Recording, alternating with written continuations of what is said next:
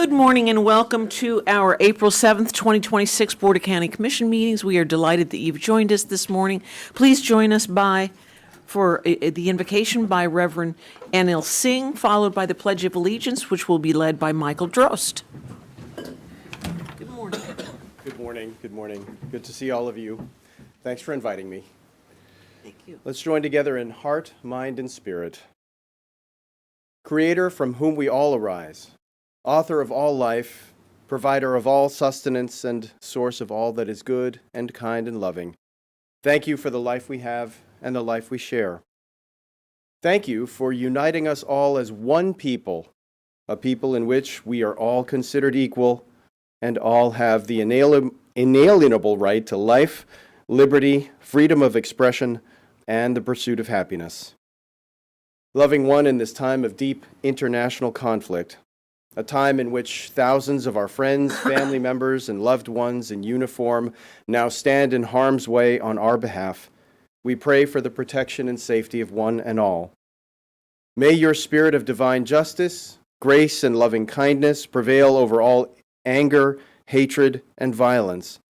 And may your wisdom and compassion guide our world's leaders to end this strife. May we all finally learn to live in peace. Blessings upon our leaders here today. May this day's proceedings glorify you by uplifting everyone in our beloved Martin County. Amen. Amen. Thank you.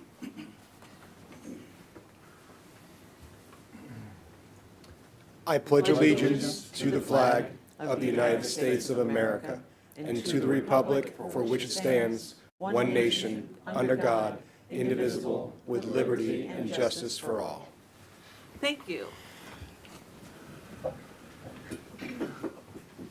We have a number of presets today. At 9:05, we'll hear from the public.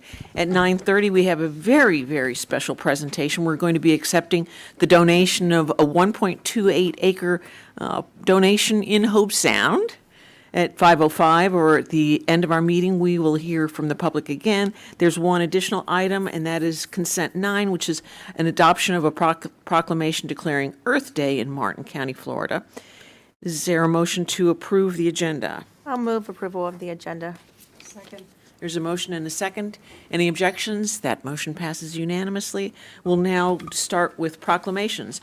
The first proclamation is a proclamation recognizing National Donate Life Month in Martin County, Florida.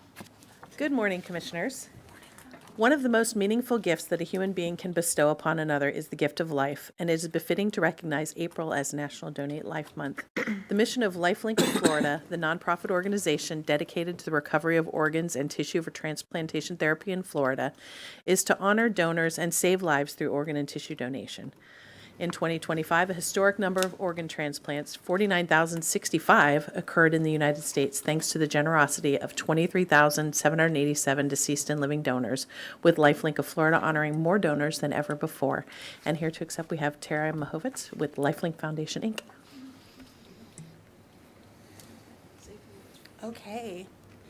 I'm going to say a few words, and I actually wrote them down so I didn't go over my time. Thank you so much for having me today. I left you some little goodies and some information at your spots. I hope you enjoy them and read them.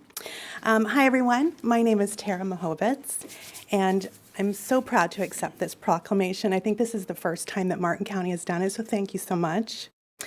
A fun fact about me is that I was born and stayed right here in Martin County.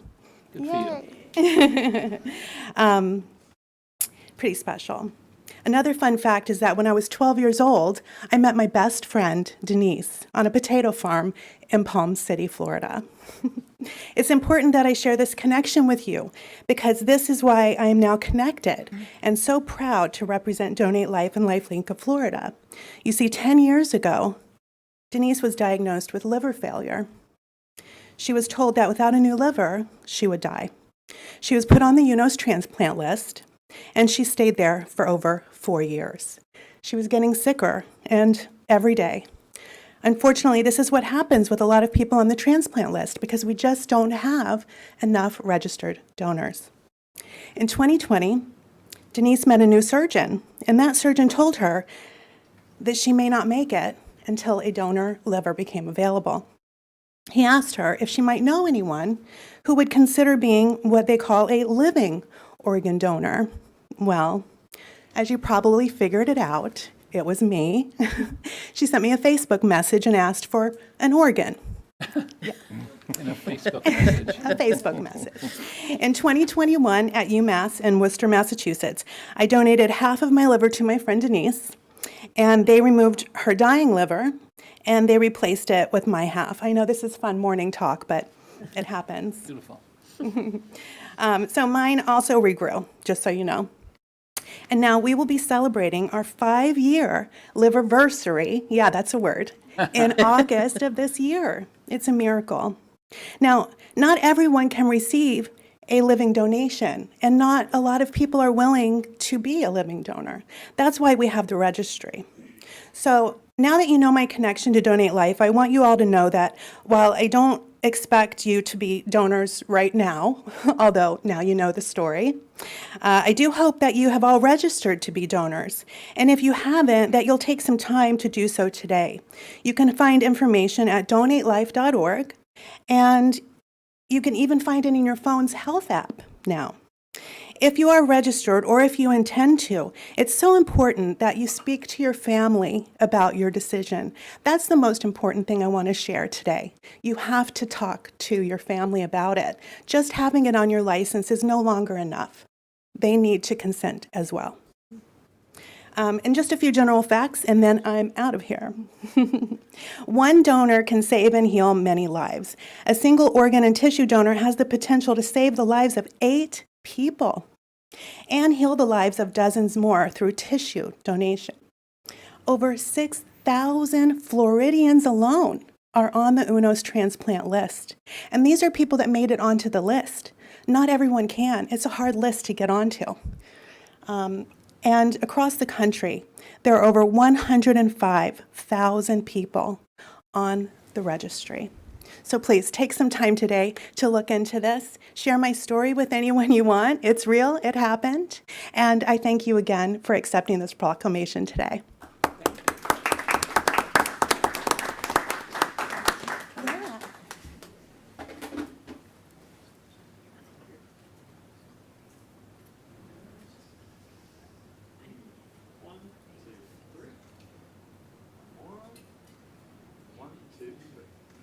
Thank you.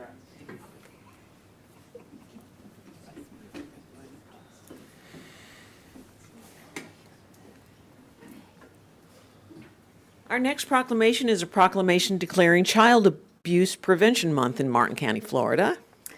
Child abuse can have long-term psychological, emotional, and physical effects that have lasting consequences for victims. Hibiscus Children's Center has been providing life-changing services to abused, neglected, and abandoned children since 1985 and has provided over 500,000 safe nights since opening its doors. The mission of Hibiscus is to provide a safe haven, mental health support, preventative care, and life skills for at-risk children and families. The board urges all citizens to recognize April as Child Abuse Prevention Month by dedicating themselves to the task of improving the quality of life for all children and families. And here to accept, we have Ray Navarro, who is the Executive Vice President of Hibiscus Children's Center.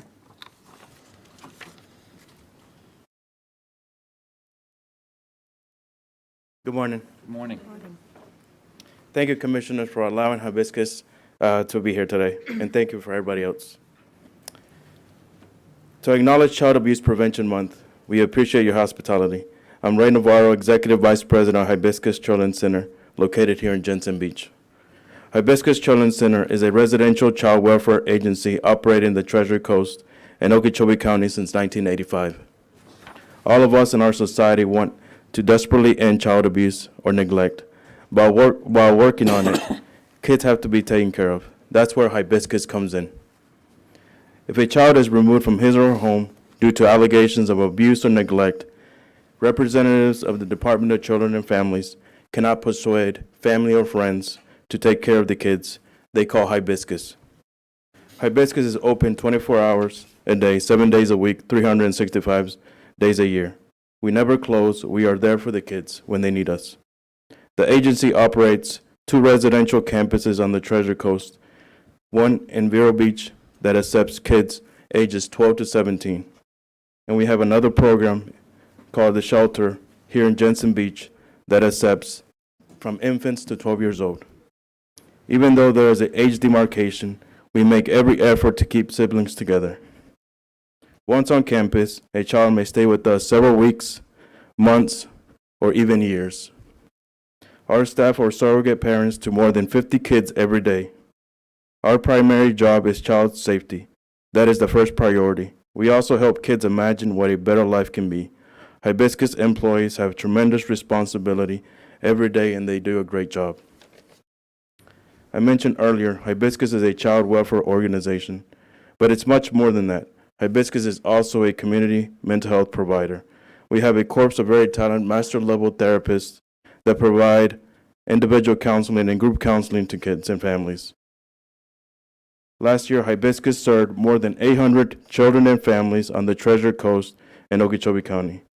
Hibiscus provides several programs to try and prevent children from entering the child welfare system, such as supporting families in crisis, parents as teachers, and Safe Care program. Thank you very much, Commissioners. Thank you.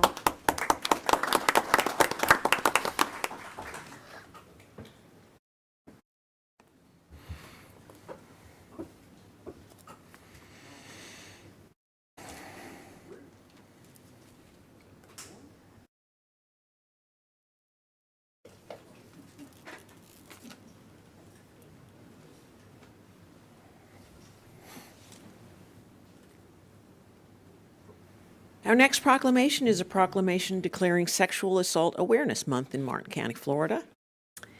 April is recognized as Sexual Assault Awareness Month, and this observance calls attention to the fact that sexual violence is a widespread public health problem. Every day, too many women, men, and children across our state suffer the pain and trauma of sexual assault in all its forms. At every level, we must work to provide necessary resources to survivors of sexual assault without judgment and with dignity, including medical attention, mental health services, relocation and housing assistance, and advocacy during the criminal justice process. And here to accept, we have John Ryan. He's a board member of the Inner Truth Project.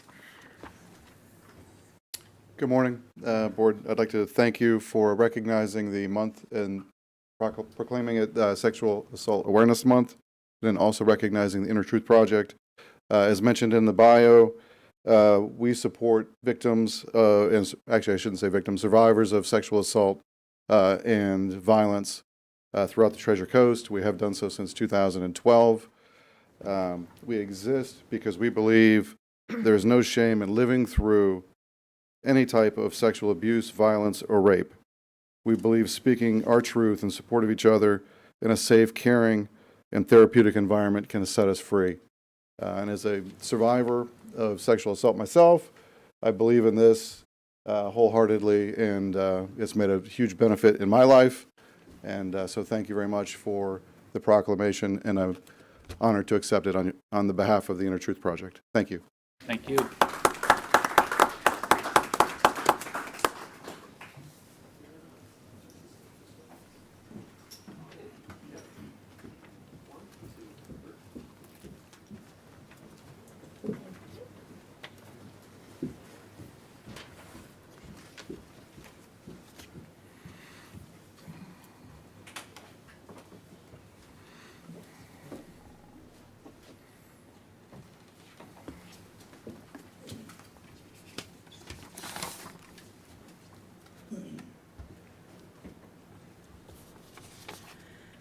Now we'll hear from the public.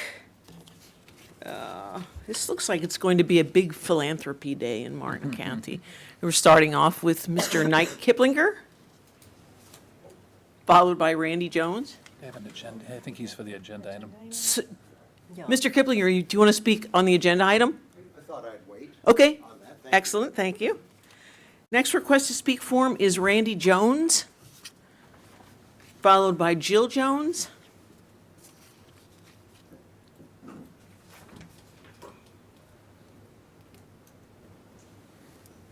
Good morning. Good morning.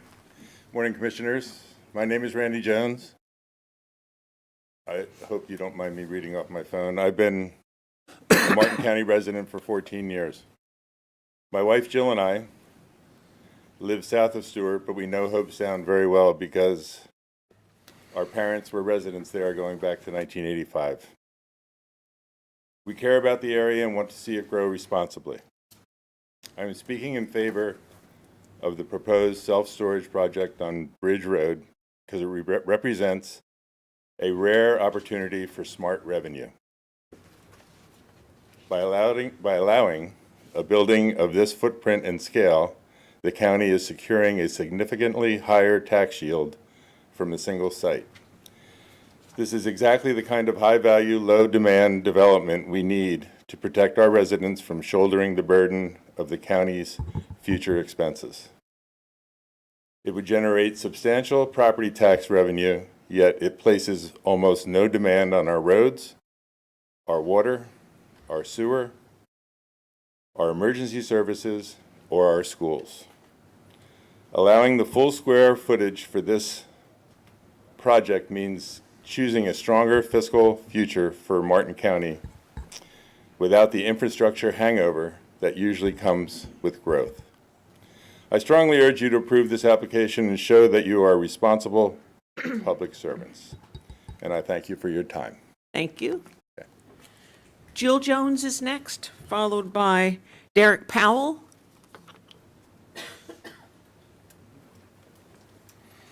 Good morning, Good morning. Commissioners. Morning. My name is Jill Jones. I wrote down my thoughts about the self-storage project on Bridge Road, and I wanted to share them with you. As my husband just stated, we've been Martin County residents for 14 years. We care a lot about the area, and we want to see it grow responsibly. In my opinion, the area's current storage options are failing us. If you look at the existing facilities in our area, they are consistently at 100% capacity. They are aging. They are overpriced for the subpar quality that they offer. We, as local residents, are currently paying a premium for storage that lacks modern security and proper climate control. We shouldn't have to settle for good enough or be forced to drive to another town just to find a professional available unit. The project as presented features a lot of green space preservation, and the building looks beautiful. I believe this could be a win-win for the residents of Martin County, and in particular the people in and around Hobe Sound, because it's closed self-storage and it's a good tax revenue. Please vote to approve this project. Thank you. For your time. Derek Powell is next, followed by Valerie Doyle.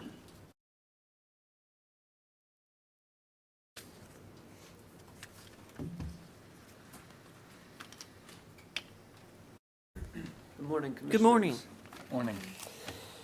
My name's Derek Powell. I've been here before regarding the Pepperwood project, and today I'll give you a real update on what's actually happening out there.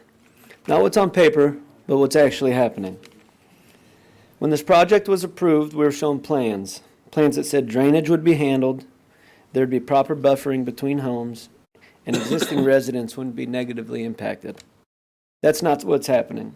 Drainage has changed, water's not flowing like it used to, and areas that never held water are holding water now. That's not a theory. That's what's happening on my property this morning, actually. Here's the truth of it. The people paying the price for the development are the ones who are already there, me. I spent thousands of dollars fixing problems I didn't create. I've lost privacy at my home and protection, and the way my property functions has changed. And it's not just me. There's other residents around dealing with the same thing. Approving a project is one thing. But what happens after that? That's where we're falling apart. Who's actually checking the drainage is working the way it's designed? Who's making sure the fill and elevations are not pushing water onto existing homes?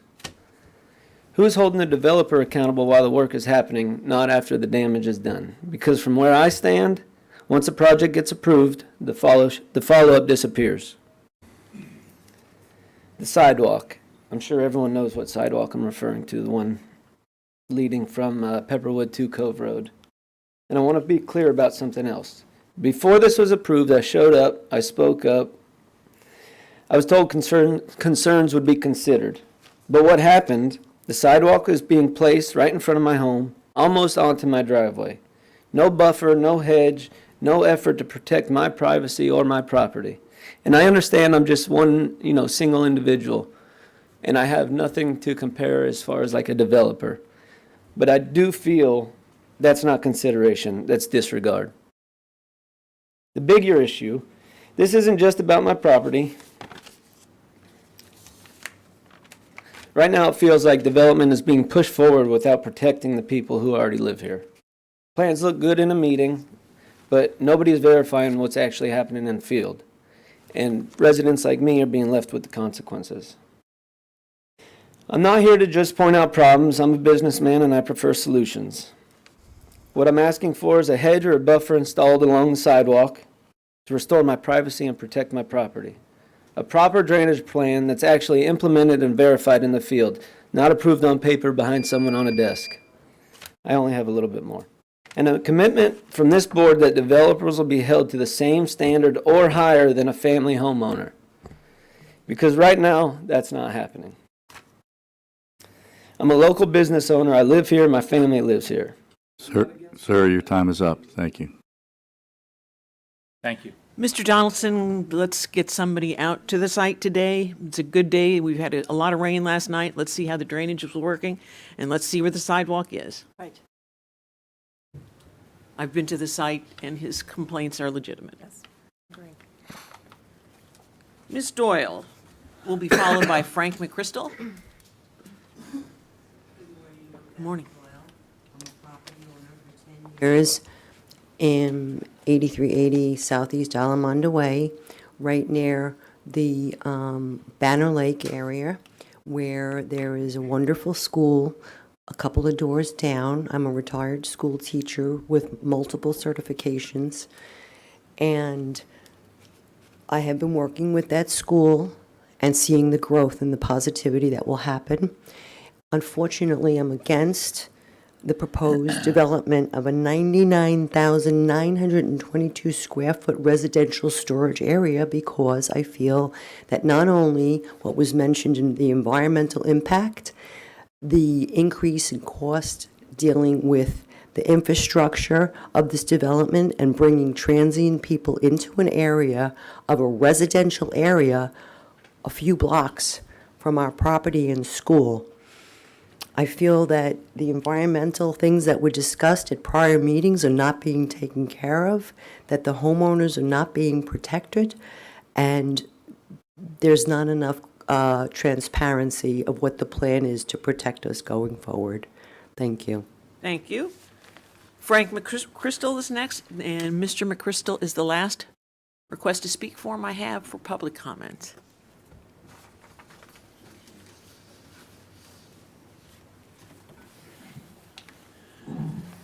Good morning, humans. Dear Lord, thank you for this day, and thank you so much for those who have served and sacrificed to give me this right to free speech.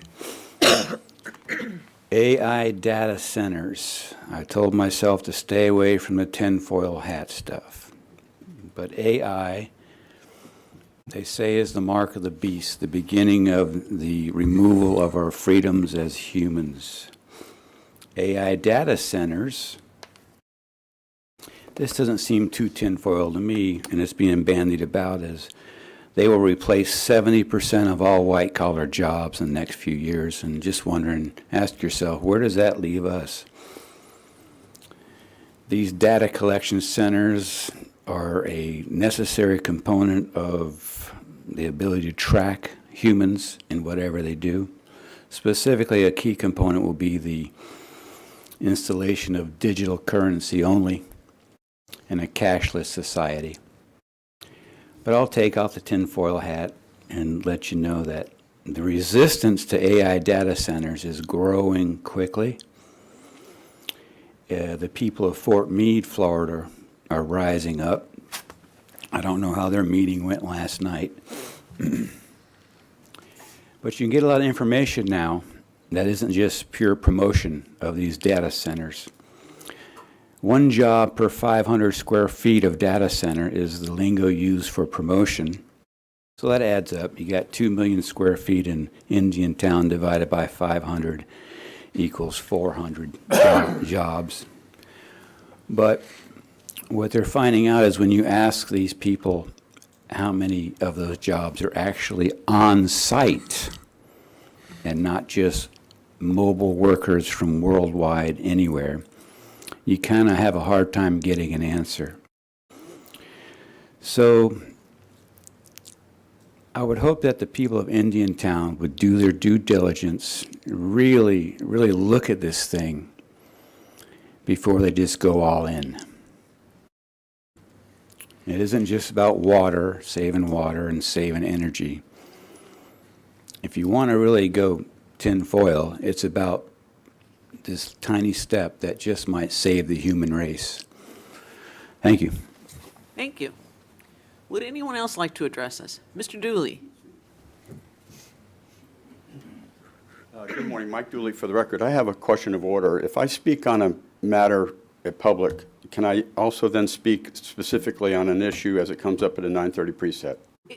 Are they If they're different they're different issues. Sure. Okay, quite simply, I would echo the comments in support of the Bridge Road storage facility. The only thing I would add is it came through as a PUD application, and a PUD application allows the county to have a lot more flexibility and negotiating with the developer. And so the best protections typically are done when the county's involved with the developer under a PUD. So in that sense, I would think that this would be a very worthwhile project for where it's located. It's right behind a shopping center, and right across the street is Project Lift, which is a pretty good-sized, massive building. I think its location is very well suited for that, and I thank you very much. Thank you. We'll now take up our 9:30 preset, which is Department 6, which is adopting a resolution approving and accepting the donation of a 1.28-acre parcel along Southeast Dixie Highway, adjacent to the county-owned Hobe Sound Scrub Preserve for conservation and perpetual preservation, and the property is being generously donated to the county for perpetual conservation and public use by Ms. Louise Yeiser. Good morning. Good morning, Board. Thank you for this opportunity. John Mayle, Environmental Resource Administrator for the record. I'm going to comment briefly before I start the item and introduce you to Ms. Yeiser. But I have had the privilege in my career at Martin County to bring forward a lot of fun and exciting and rewarding agenda items to you, and have enjoyed your support on those items. But today, honestly, the most exciting and the funnest item that I've ever been able to bring forward. And it's not just because the meat of this agenda item is such a great community service. It's not because this is the first of many that we anticipate that we're working through. It's not because it sets such a great example for others in the community. It's really all about the person who's behind this. Wheezy, as we call her, she's going to come up and sit with me here. She doesn't mind. Is far and away the most joyful, inspiring person I've ever met. She's just been such a treat to get to know. A year ago, Commissioner Hetherington called me up and she said, "Hey, I have a friend, Deb Parker, who's here with us as well. If Deb, you would raise your hand." And she has a neighbor and friend who has an idea, and it's kind of an idea that pushes the boundary of imagination. I can't even think about things like this. And when I talked to Wheezy, it really seemed too good to be true. But here we are a year later, after kind of working through like what her interests are, what was inspiring her, and where the county's needs are, and where opportunities might align. And we threaded all those needles, and this is the first of several that we're bringing to you as the fruit of that incredible idea and this incredible person. So for the record, this is a request for the adoption of a resolution approving and accepting the donation of a 1.28-acre parcel located along Southeast Dixie Highway, adjacent to the county-owned Hope Sound Scrub Preserve property in Hope Sound. The property is being generously donated to the county for perpetual conservation and public use by Ms. Yeiser. If you would be willing, Ms. Yeiser, I would love for you to just share a little bit about your inspiration for this and your family. I think it would be a blessing to everyone. Okay. Thank you. Thank you. And thank you to everyone. Is this on? Yeah. And this wouldn't be possible without these two sitting over here, Michael Dooley and Deborah Parker, and also John. I would love to say that I had this idea all by myself, but in actuality, my family has been doing things like this for several generations. I am related to the Fleischman family, and they have had a very strong presence in developing and preserving land in Cincinnati and Naples. Florida. So this is not an idea that I developed all by myself. I'm just sort of trying to follow in their footsteps to the very best of my ability. Let's see. And I know my father inherited from my grandmother a lot in Naples that had never been developed, and he sold it to someone with the caveat that it stay undeveloped, which was fine. But that person defaulted on their loan, and it ended up in the hands of a developer. And there is now something sitting in that lot that I fondly refer to as the pink thing that has to be 20 bazillion stories high. And every time I have driven by there, I have thought, oh, Dad. And I know that people in my father's in the condominium that my grandmother helped build faulted my dad for that for probably 2 decades. And so I feel like in a small way, I'm trying to cover for that. That is one piece of it. But my family has been very involved in conservation, especially with Naples and in Cincinnati after World War II. So I did not come up with this idea all by myself. I have to give them the credit. So that's pretty much all I have. Thank you. Mr. Mail, can you tell us a bit about what was possible on this lot that's now going to remain in conservation forever? So this lot had an entitlement for 4 multi-story townhomes that would pretty much shadow the entrance to Hope Sound Scrub Preserve. And it's got some critical habitat. There's some T&E species on this property, and it'll become a perfect addition to Hope Sound Scrub. Thank you. Commissioner Hetherington. Ms. Geiser, thank you so much, and I'm so glad that you got to share your story because you're not just a conservationist here in our community. You've done it many times over in other communities, and we appreciate you so much. I was so excited to get the phone call one day from Deb Parker. She said, I have a friend and a client that she really believes in keeping Martin County special, and she wants to be part of it. She has a vision. She wants to acquire some property. She has a pretty good sized budget, and how do we make this happen?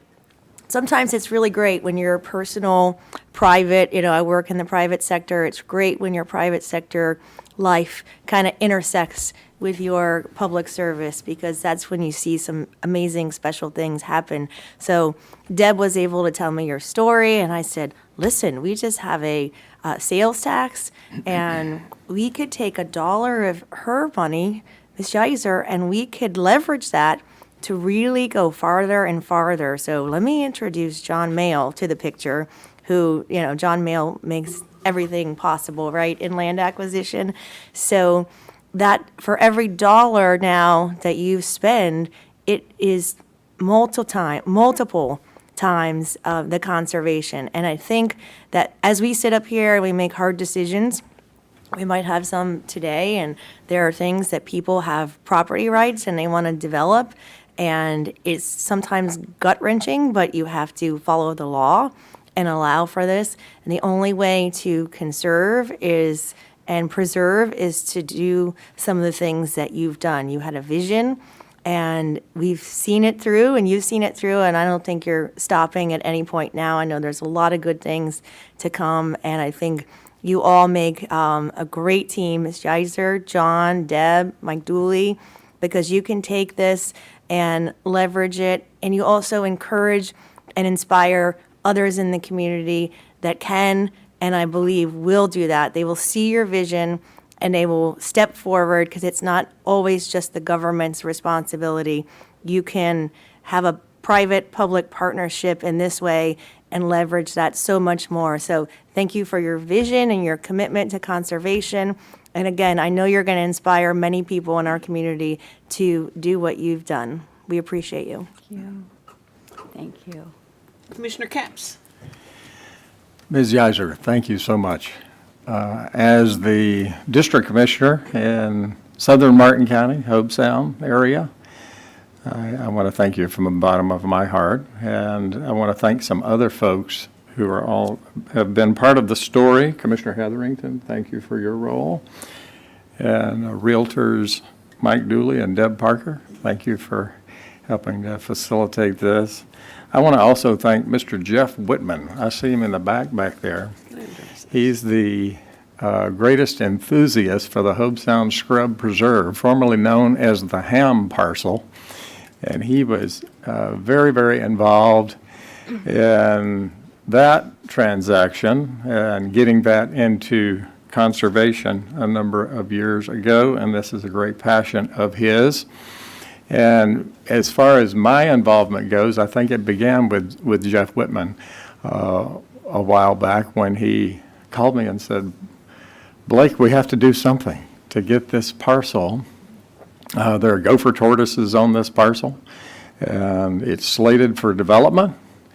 And so we got our thinking caps on, and you know, it was interesting to see how everyone came together and to make it come to fruition. The purchase and donation of this piece of property is a blessing to the people of Martin County for a number of reasons. First, it is a piece of rare and endangered scrub habitat that is rapidly vanishing to development all across the state of Florida.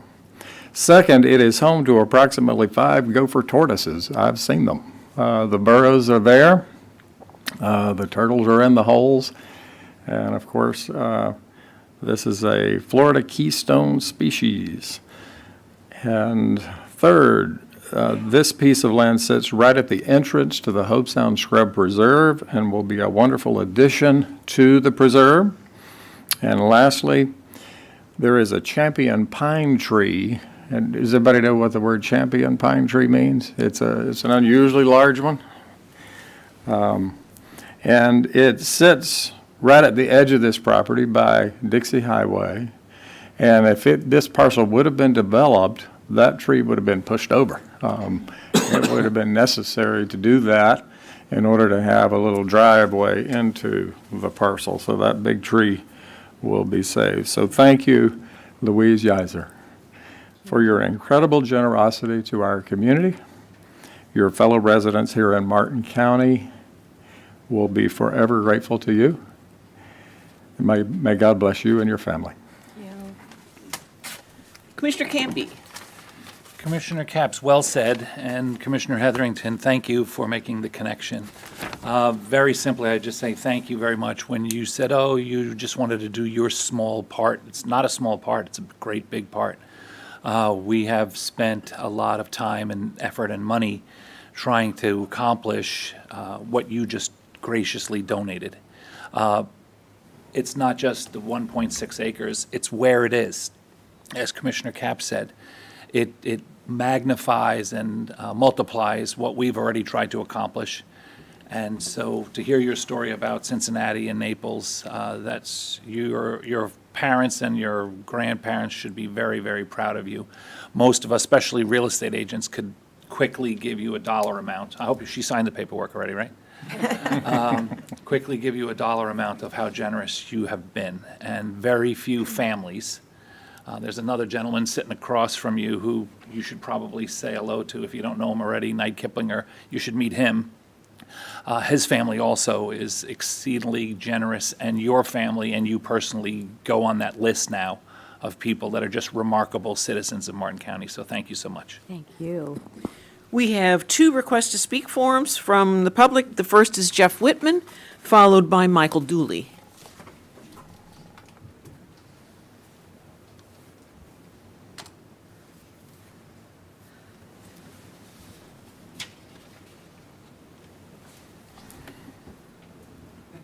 Good morning. Good morning, Commissioners. Jeff Whitman, Hobe Sound.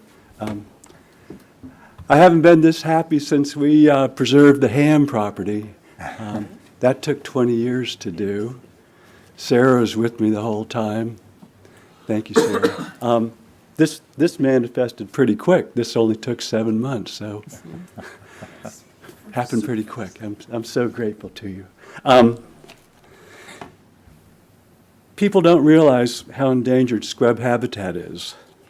The name scrub is not as sexy as mangroves or a cypress swamp or a oak hammock, but there are more endangered species than any other ecosystem in Florida in the scrub. Coastal scrub is under intense development pressure.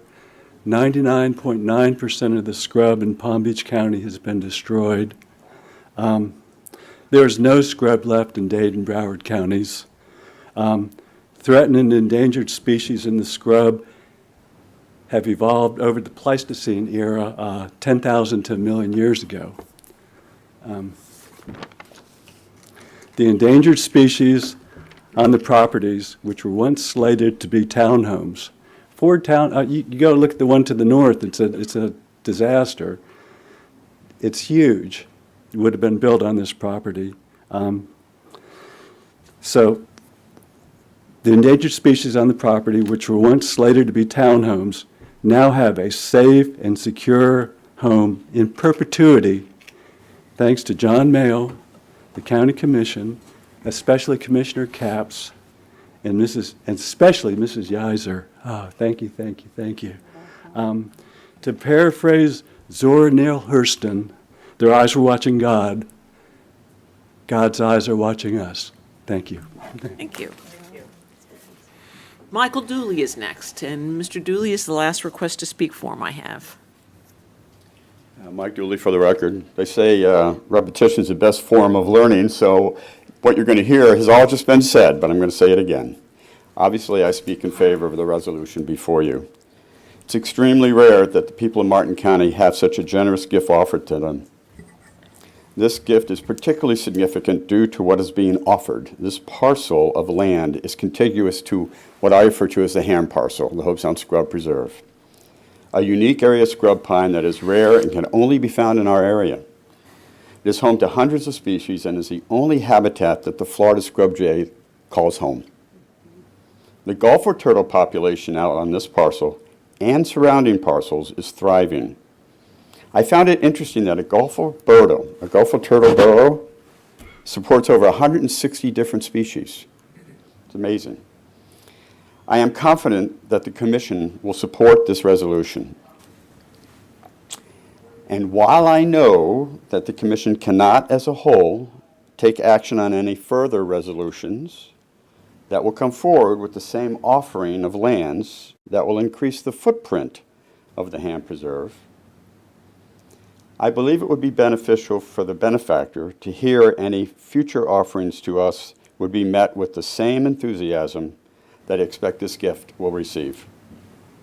So I'm going to make an ask that's already happened. I ask that for any commissioner who would like to be willing to voice their thoughts on the possibility of receiving more land that would enlarge the unique parcel and preserve, to please offer a few comments. And finally, obviously, I wish to publicly thank Mrs. Weiser for her passion of land preservation being put into action. Let her actions be an example for those who can, but yet have not acted. You can make a difference. Thank you very much. Thank you. Commissioner Capps. I enthusiastically and with a very grateful heart move approval of the resolution accepting the donation. I'll Thank second you so it. much. And I just want to add that I've known about this generous offer for some months, and I think that it's a real testament to your generosity that you didn't just want to gratify yourself by saving your neighborhood. You sought the things, the properties that were most threatened, most vulnerable to development in the county, and we are very grateful. I certainly understand your motivation because of the pink blob in Naples. That's a teachable edifice, isn't it? So we have a motion and a second. All those in favor? Aye. That passes unanimously. Thank you so much. Madam Chair, to Mr. Dooley's point, that chair is available to anybody that would like to sit in it. John Mayle would be happy to meet anyone that has an opportunity to join this special club of generous landowners that would like to donate property. We'd be thrilled to have them and celebrate them as well. Absolutely, we would encourage that. To that end, I want to offer my gratitude to our legal team and our real property section who had to create a pathway for this to happen. As is often the case with the Environmental Resource Division, we try to do things that we don't have paths for, and they expediently and professionally created that path so that that seat can be occupied many times in the future. Good. Thank you. You know who I'm sure is real happy this morning is Harold Jenkins. Commissioner Capps. I would be remiss if I didn't thank our wonderful staff, Mr. Mayo and your department and all those involved to help facilitate this. Thank you so much as well. Terrific. We will now move, let's see, is there a motion to approve the consent agenda? So moved. Second. There's a motion and a second. Any objections? No. That motion passes unanimously. Thank you.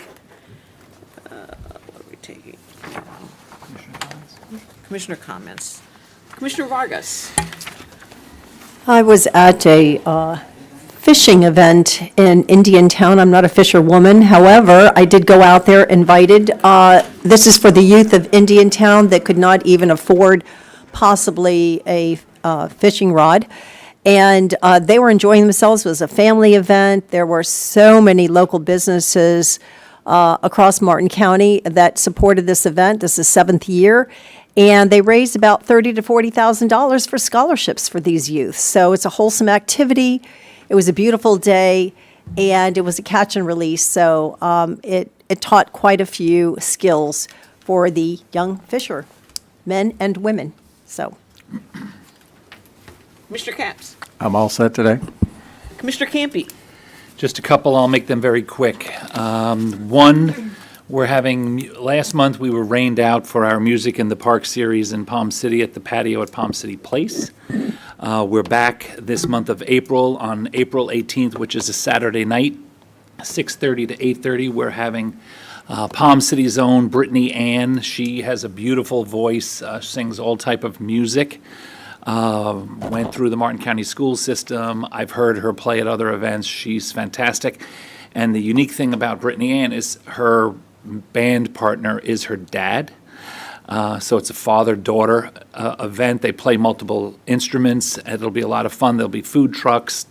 It's a multi-generational, so it's a perfect event for kids and parents and grandparents and anybody who wants to come and have a good time. You can bring food. There's local restaurants or there's food trucks, so I strongly recommend that you come and do that. I'm also bringing back my Dish with the Commish series that we've done in the past. We've had lots of exciting guests this month of April, which will be April 24th at 8 o'clock in the morning at the Community Center at Charlie Layton Park. We're currently under construction in the Charlie Layton Park. They're working in the parking lot. How you would enter and park is not in the regular parking lot that you're familiar with at the base of the Palm City Bridge. You'd go down Cornell a little further as though you were going to the rowing center and then come around through the paved parking there. My very special guest for this month on Friday the 24th is Dr. Shirax Chaudhry, who is the new vice president. Well, he's CEO. He's not the CEO. He's the vice president and chief medical officer of Cleveland Clinic. He had been in Tradition, but when Dr. Rishi Singh moved, they consolidated again as it used to be, Tradition, Martin North, and South. Dr. Chaudhry is now responsible for all of the areas. There's a lot of topics of conversation that we'll be covering. It's a free event that's open to anyone that would like to attend. And so that is Friday, April 24th. You can come and hear from Dr. Chaudhry. And then 2 quick issues for our administrator that I'd like to also bring up to my colleagues. Some, I think, would have also received the emails that I had.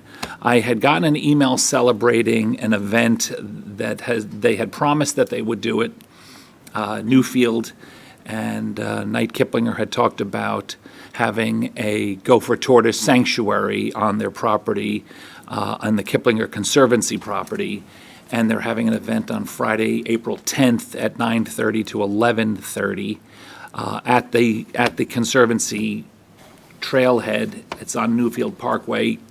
If you're coming on Martin Highway, heading west, you'd make the right and head up quite a bit by the Newfield community. But then there was a question about, we're long awaiting a sanctuary for gopher tortoises.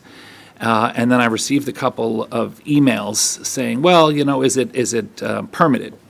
And I've spoken to our administrator, and we'll make sure that that is a permitted sanctuary within Martin County. In the past, we've always had to take gopher tortoises and transport them for thousands of dollars. And then there was another one, the county had been working on a sanctuary project of our own that someone said, well, it'll only be for county project relocations, which Mr. Donaldson had said is correct. But remember, there's a lot of county projects. So if we can create the two, one for county project relocations and then the Kiplinger Conservancy at Newfield Sanctuary, that would be a remarkable advantage. And I appreciate not only Mr. Kiplinger, but the folks at Mattamy and Newfield for utilizing property to do this. It's something that we've always talked about and wished for.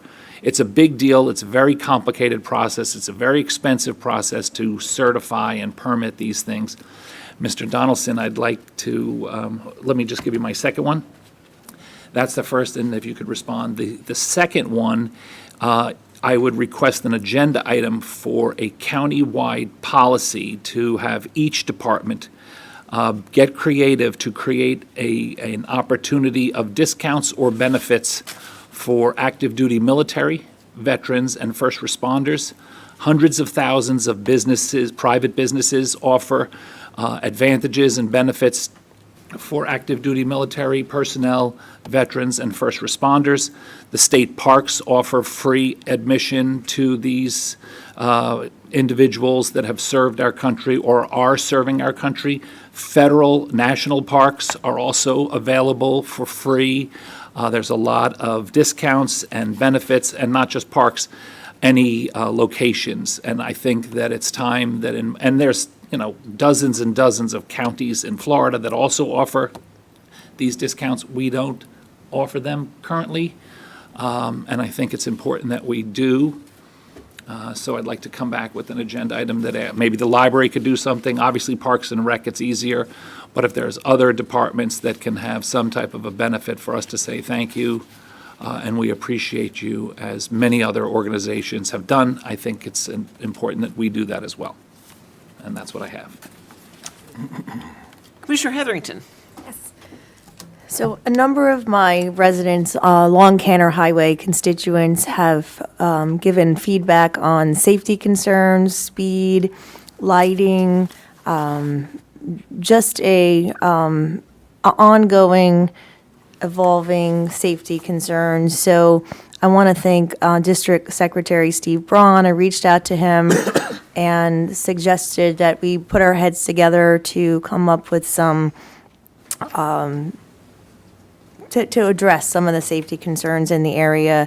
And his team, along with maybe six folks on our conference call, we came up with that we're going to do a road safety audit along the corridor of Canner Highway. It spans roughly from Monterey all the way down to Cove Road. The road safety audit would take into account any speed. It would involve local municipalities, law enforcement, certainly in the county, and residents along the corridor take feedback. And the focus would be short-term, low-cost recommendation, and some long-term solutions that would be brought to our transportation MPOs. So we will be having a series, the DOT will be hosting a series meetings, and I asked that we could put those meetings, upcoming community input meetings, on our website. And there will be at least 2 or 3 meetings to take input from residents of Canner Highway. So we will put that on our website so that we can increase participation, and I'll share it along with my constituents in our newsletter from District 2 so that you can participate on that feedback. So that, and there's a nonprofit, Elevate Hope, and I would just ask this as an ask for the Parks Department. We have a lot of amazing nonprofits that do some wonderful things during our holidays. United Way utilizes the fairgrounds to do some of their bike builds. Elevate Hope normally utilizes Halpatioke Covered Park, the rink, and they have been, Parks has been reluctant to utilize that facility because there's a new floor. So I'm just asking to look into that. They participate in probably 125 bikes, many of which benefits to more, maybe more. Hundreds and hundreds. Hundreds and hundreds. There's very few facilities, covered facilities in Martin County that can accommodate that type of bike build. It's a 2-day-long event. Many community members participate in building it. Many of our residents and constituents, families benefit from the generosity of this completely donated. They're willing to pay for the facility. So I asked, let's figure out a way to protect the floor while still being able to have this really important event, and which benefits our community. So I would make that ask of the Parks Department, is to let's figure out how to protect the floor and still allow this bike build to go forward. Thank you. I would agree with that as well. I know that even when they use the gymnasium floor at Martin County High School, I guess at all high schools, they roll out a large, thick, rubberized kind of a tarp.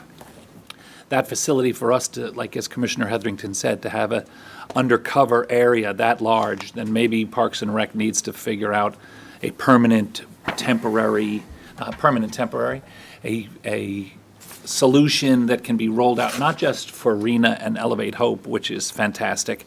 For any other time, we would need to use that. I'm very happy that they put the new roller hockey floor in, and we don't want to damage it, but we don't want to just now make that an off-limits space that we've used in the past. So, great shout-out. And I attended a documentary film on Saturday at the Blake Library. It was sponsored by the League of Women Voters and the Sierra Club.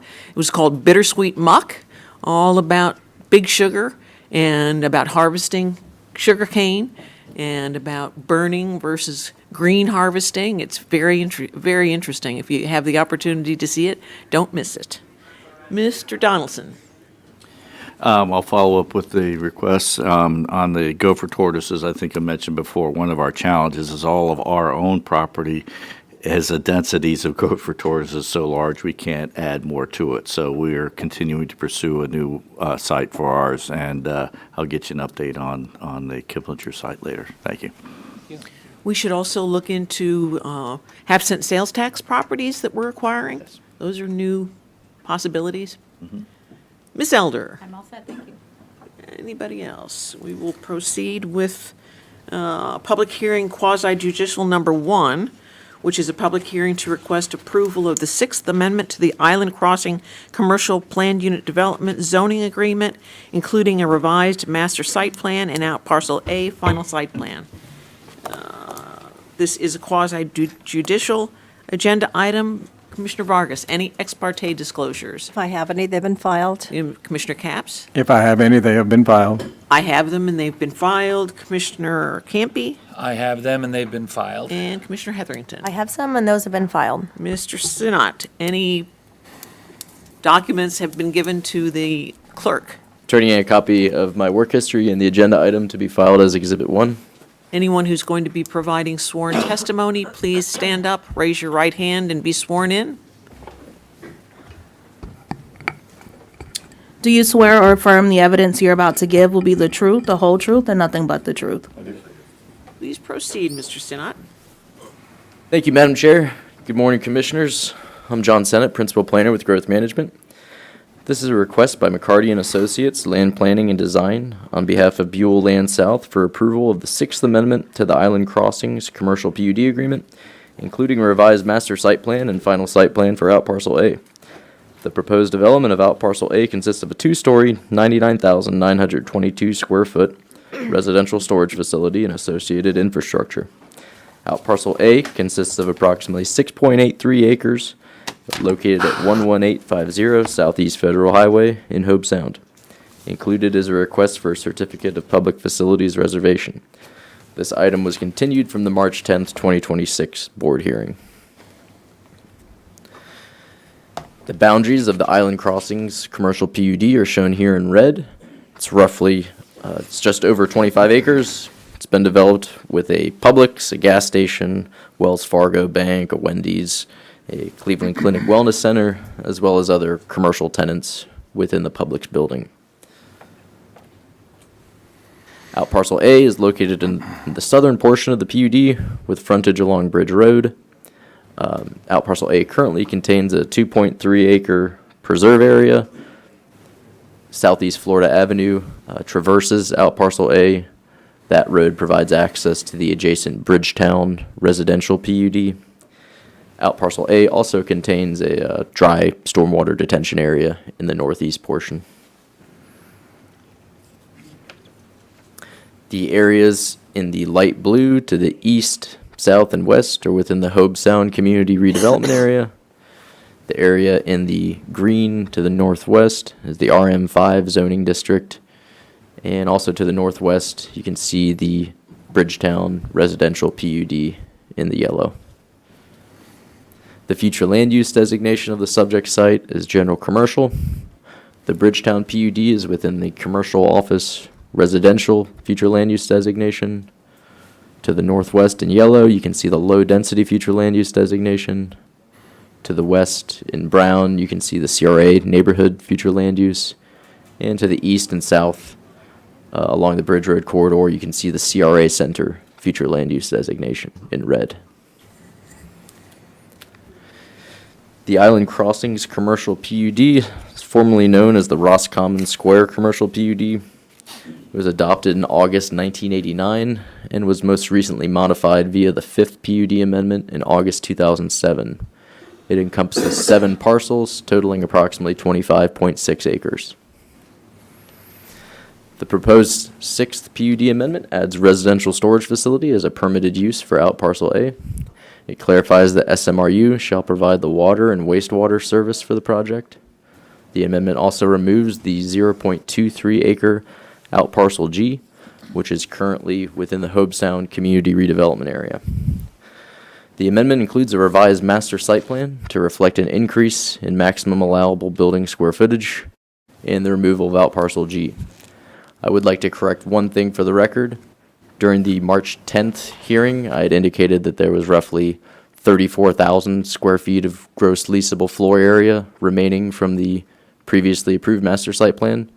After further research, it appears that number is roughly 50,000 square feet of gross leasable floor area remaining from the approved master site plan. This proposed 6th amendment includes a revised timetable of development for out parcel A. The out parcel A final site plan consists of a 2-story, 99,922 square foot residential storage facility, also known as Bridge Road Self-Storage, as well as associated infrastructure.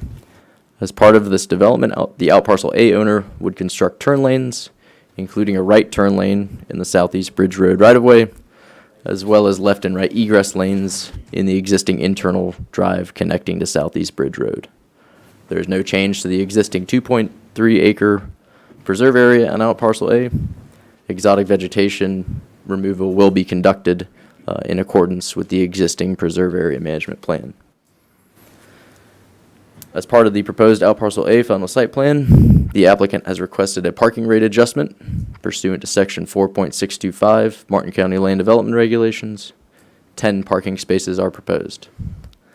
The applicant's proposed PUD public benefits are as follows: a pedestrian plaza with benches in the southeast corner of out parcel A, roughly 0.52 acres of additional native upland vegetation will be preserved in landscape buffers on out parcel A. The applicant has also proposed a $25,000 contribution to the Hobe Sound Historical Society to be used for the restoration and maintenance of the Hobe Sound Railroad Station. Here you can see the proposed final site plan for out parcel A. The western portions consist of the existing 2.3 acre preserve area, as well as that portion of southeast Florida Avenue.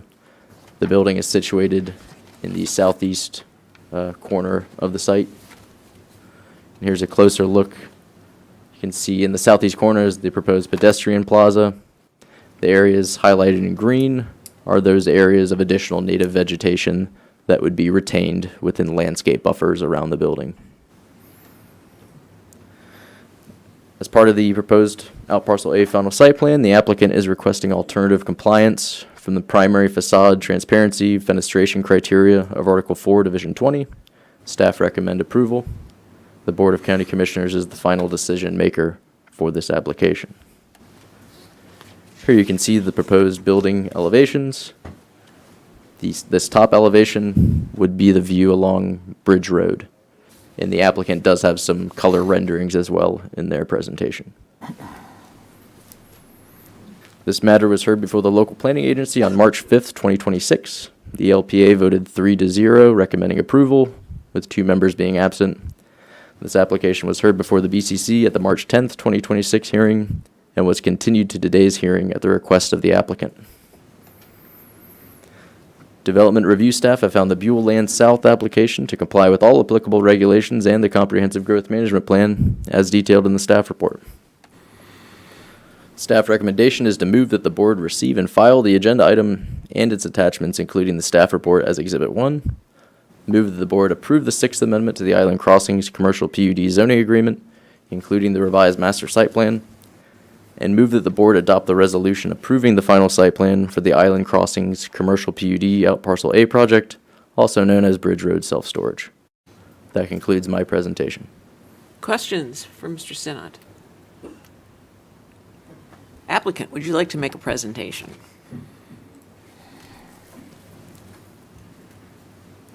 Good morning. Good morning, Chair. Good morning, Vice Chair. The mic is not on. Okay, can y'all hear me? Testing. That's Okay, fantastic. Thank you.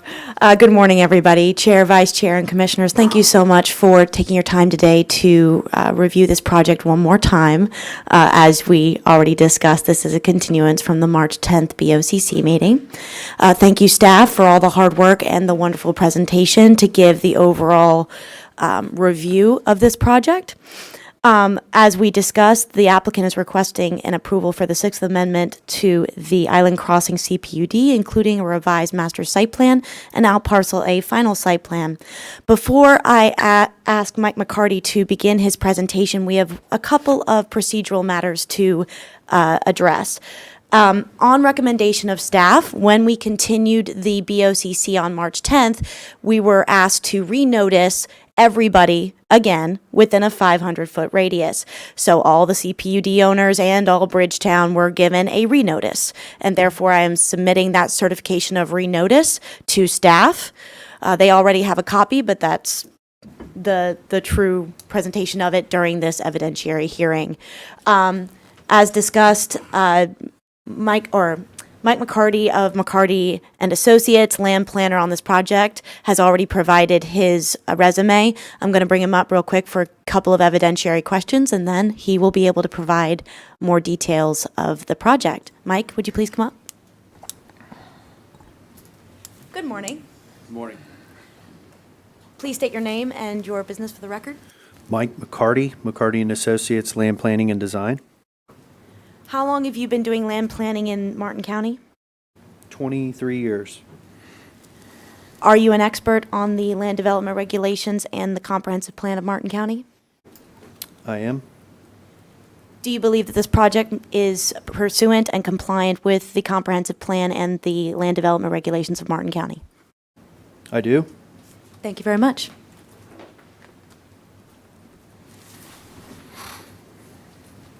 Thank you.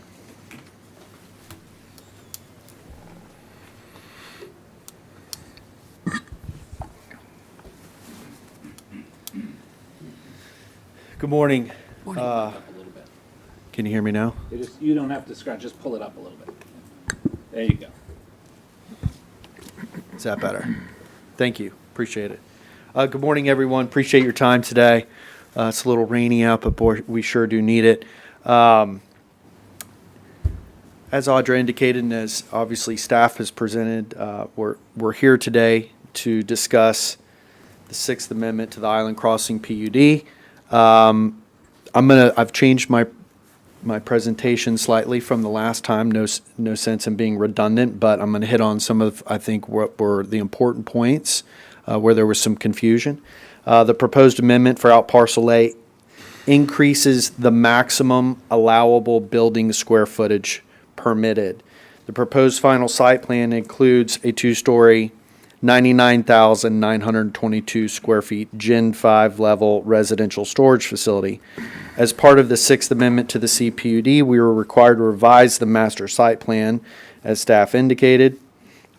At the last BCC meeting on March 10th, there was some confusion regarding data calculations and permitted uses within the CPUD. We went back, we worked with staff, and have confirmed that, in fact, is residential storage a permitted use by right? Residential storage is a permitted use within the CPUD, okay? Residential storage has been permitted since the 1993 Second Amendment and also in the 1995 Third Amendment to the CPUD. Now, while we're talking about permitted uses, I think it's important for us to have an understanding of what could be on this property by right.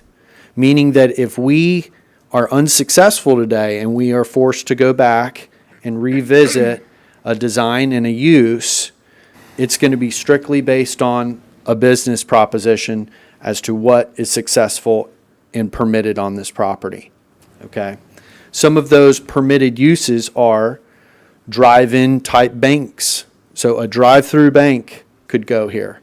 A medical facility, dental and veterinary office, hospital buildings, a gas station. We could put a gas station here with pumps, trips of cars coming and going, selling fuels, okay? That would be by right. We file that application and we would be approved by right, assuming we comply with all the other land development regulations, okay? Car rental and sale agencies. We could put a car sales lot here. I mean, that'd just be terrible. A laundromat, dry cleaning pickup, motion picture theater, office buildings and complexes.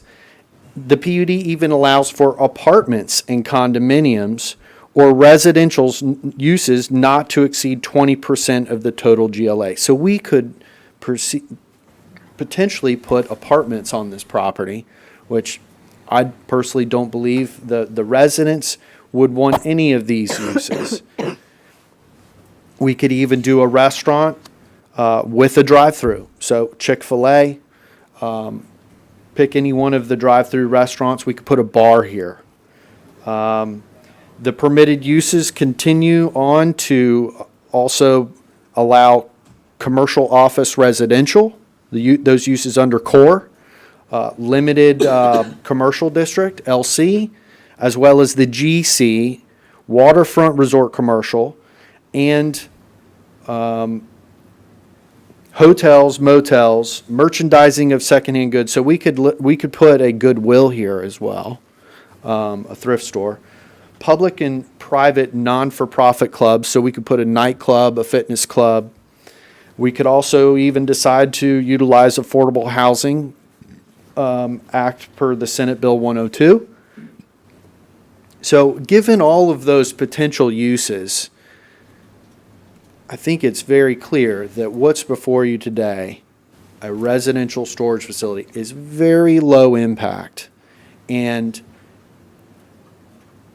is the least intense use that you could possibly put on this property. It's the most passive by right permitted use. The traffic generated is extremely low and will not have an impact on the surrounding neighborhood as opposed to these other potential uses if this application is not approved. The other question, there was some confusion during our last hearing, was regarding to the building size, and staff did clear that up. He did confirm it's the 50,758 square feet gross leasable floor area, and so that's confirmed by staff. The request before you today is to approve 99,922 square foot building or 49,961 square feet per story. So when you think of storage facilities over the last 40 years, they have vertically integrated. So we have a footprint of the 49, and then there's a second story in that. So we kept the building compact, located in one corner of the site, clustering the development impacts, okay? The leasable area for the storage facility is 72% of the total building square footage. Therefore, the applicant will be leasing individual storage units, which total 72,000 square feet.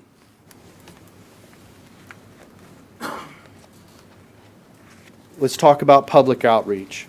The owner, Larry Buell, lives in Bridgetown. He has maintained constant communications with his community during this 3-year process. He wants to put a use at the gateway to his community that makes his community members happy, that there isn't a bar, there isn't a dry cleaner, there isn't a gas station on that parcel that could negatively affect their community. Neighborhood meetings were held with Bridgetown HOA on March 4th to 2026. 48 owners live within the Bridgetown community. No opposition has been received, and we have support from the HOA. In addition, all 6 owners within the commercial PUD support the project and have no objection as well. They're required to consent to the PUD amendment, okay? So in total, we have over 60 individual owners in the immediate surrounding area supporting the proposed residential storage facility. Let me also restate that staff also touched on that at the LPA hearing of March 5th, we were unanimously recommended for approval. You can see here, I have island crossings outlined. We have consent of all those property owners. We also have all of Bridgetown, which is behind here. Obviously, out parcel A, this is the subject parcel. And this graphic here I think is important. The general commercial land use, okay, would allow a maximum building coverage of 60% or 178,633 square feet, okay, with only a minimum open space of 20%. Now, we are encumbered by the CPUD, and so there are other regulations that are applicable. However, given the calculations when applying those and trying to minimize and cluster the development on this site, the proposed coverage is only 16.78%. So 17% of the site is being impacted or covered by development. Okay? The proposed open space is 68.52%. Nearly 70% of the site is open space. In addition, as a public benefit of this application before you, we are proposing an additional 0.52 or half an acre of habitat, rare and unique scrub habitat, to be preserved on site. I heard this morning on some previous discussions and items the importance of preservation in our county. We are stepping up and we are doing just that. We are providing an additional half an acre of rare and unique scrub habitat that is not required by code nor the PUD. If we are unsuccessful today, that will not be preserved. Here are some graphics showing some of the public benefits and amenities that will be provided along Bridge Road in the entry. You can see here is the plaza seating area with the artwork and focal feature, enhanced landscaping. This is the north side, or excuse me, the east side of the building. This is the northeast corner. Northeast corner, just a little closer. And this is what your view will be from Bridge Road, okay? Now, keep in mind, this stretch of habitat along the front of the building, we are proposing that as a public benefit above and beyond the code requirement. If we're forced to go back to the drawing board, that half an acre of preserve is gone and a building will be visible from Bridge Road. Again, these are perspectives from Florida. Now, I'll hit on the public benefits. Fulfillment of a critical local need, okay? Strategic location, low impact land use, environmental preservation. We're going to be bringing the site in compliance with the Preserve Area Management Plan. Architectural and aesthetic integration. We've gone above and beyond enhancing this corridor with the architectural elements of this building in respect to human scale and facade treatments. Transportation and connectivity improvements. There's numerous improvements that we're making at that intersection as well. Public green space, as I indicated, we're making the pedestrian-oriented design at the corner that provides to the general public. Economic development, local job creation, and then not to mention the monetary contribution to preserving history and long-term stewardship. So our client has committed to contributing to the Hobe Sound Historical Society by pledging the $25,000 as a railroad magnate. Okay, all of these public benefits we are putting forward because we are amending the PUD. If we are going back to a by right approval, all of these public benefits come off. And we'll put a gas station here. So I just want to be transparent.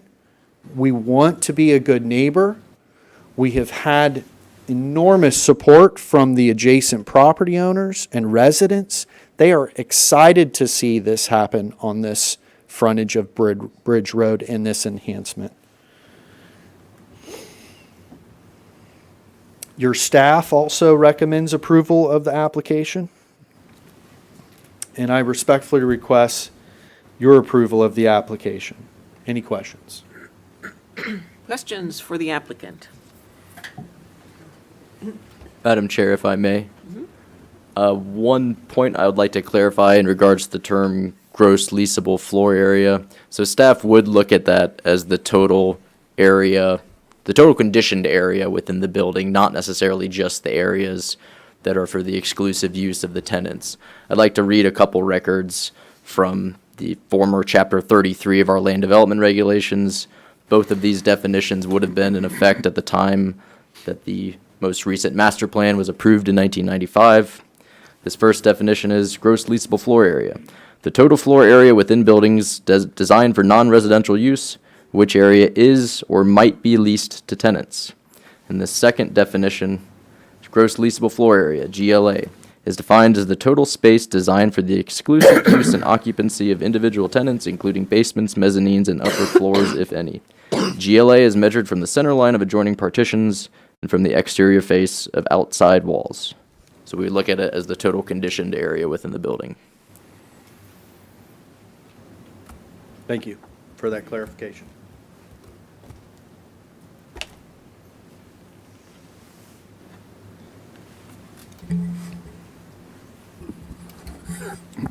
Commissioner Capps? Are we back to the board now, or are we? Yes, doing we are. questions? Would anyone from the public like to address us? Seeing none, we will close the public portion of the agenda item of the public hearing and return to the board. Mr. Capps. So this is a PUD amendment. The applicant is asking to change the existing PUD, which currently allows 50,758 square feet of construction, to allow for 99,922 square feet of construction.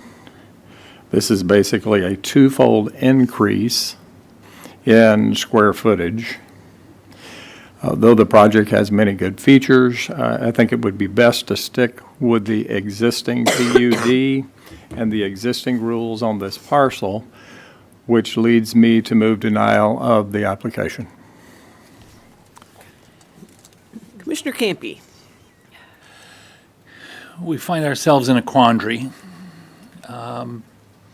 Without having heard from my colleague, who I count as a friend, this project would be just sort of roll right through the process.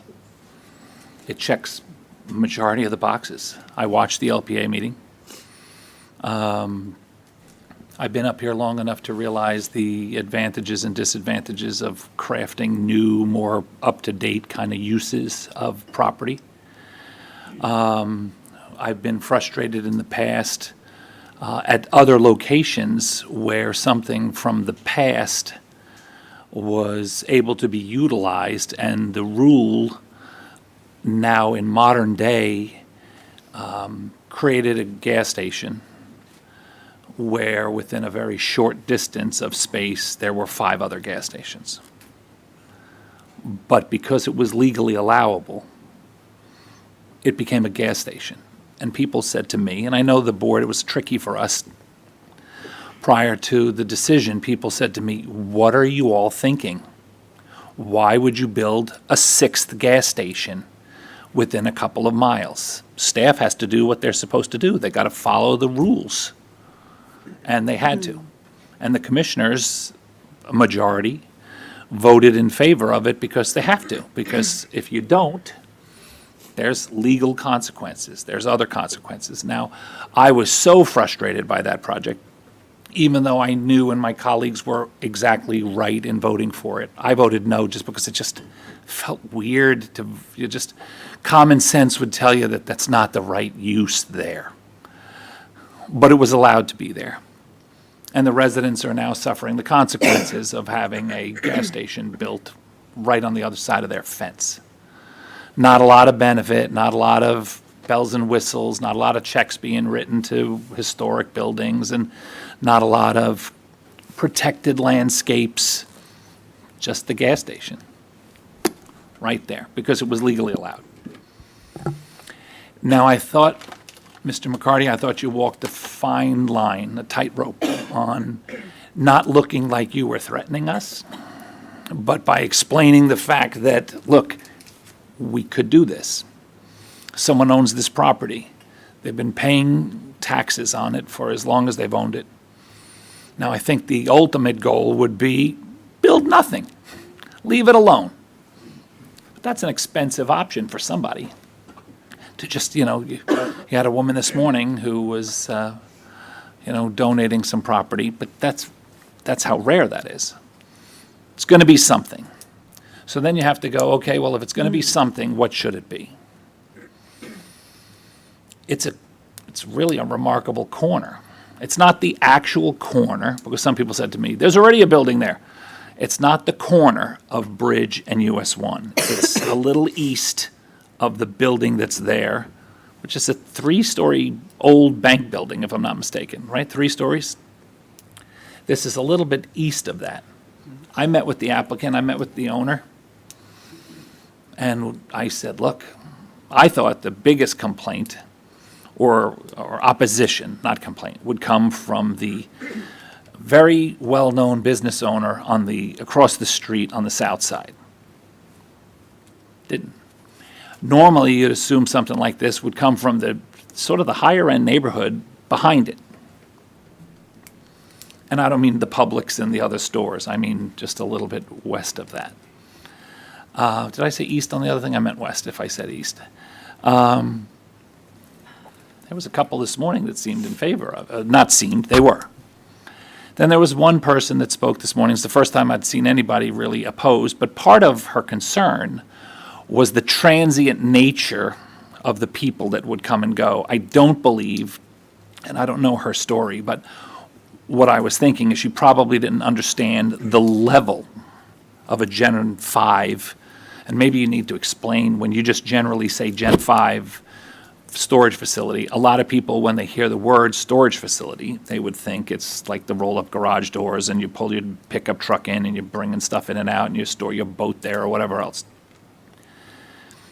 At the last meeting, I sort of teed it up because I thought you got staff's recommendation of approval, you got an approval from the LPA, you didn't have any neighbors coming to complain. These are the things that we normally have to deal with. You were making donations that, were legit. I teed it up and then just left it because I didn't want to steal the district's commissioner's thunder. We're not allowed to speak to each other. I have no idea what my colleagues are thinking about this. There's a sunshine law in Florida. Many of you have heard this, but people that are watching, and they're like, how come you guys look like you have no idea what each other's thinking? Because we don't. We're legally not allowed to speak to each other. I had no idea that Commissioner Capps had those concerns. I was actually lobbing it over to him so he could make his own motion for approval in his district. And when he said no, I was very surprised. So now here we are today, understanding that it's going to be something. It's too valuable a piece of property in too much of a premier location to be nothing.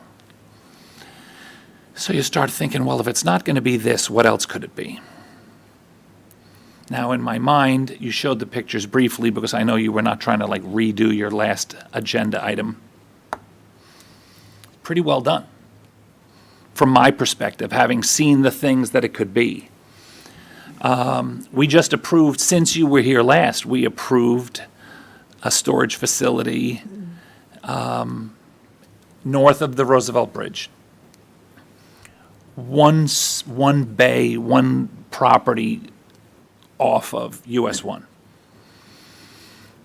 Fine looking building. It looked like a storage facility. It was generic. They didn't have a lot of landscaping, didn't need it. They were behind another series of strip center storefronts.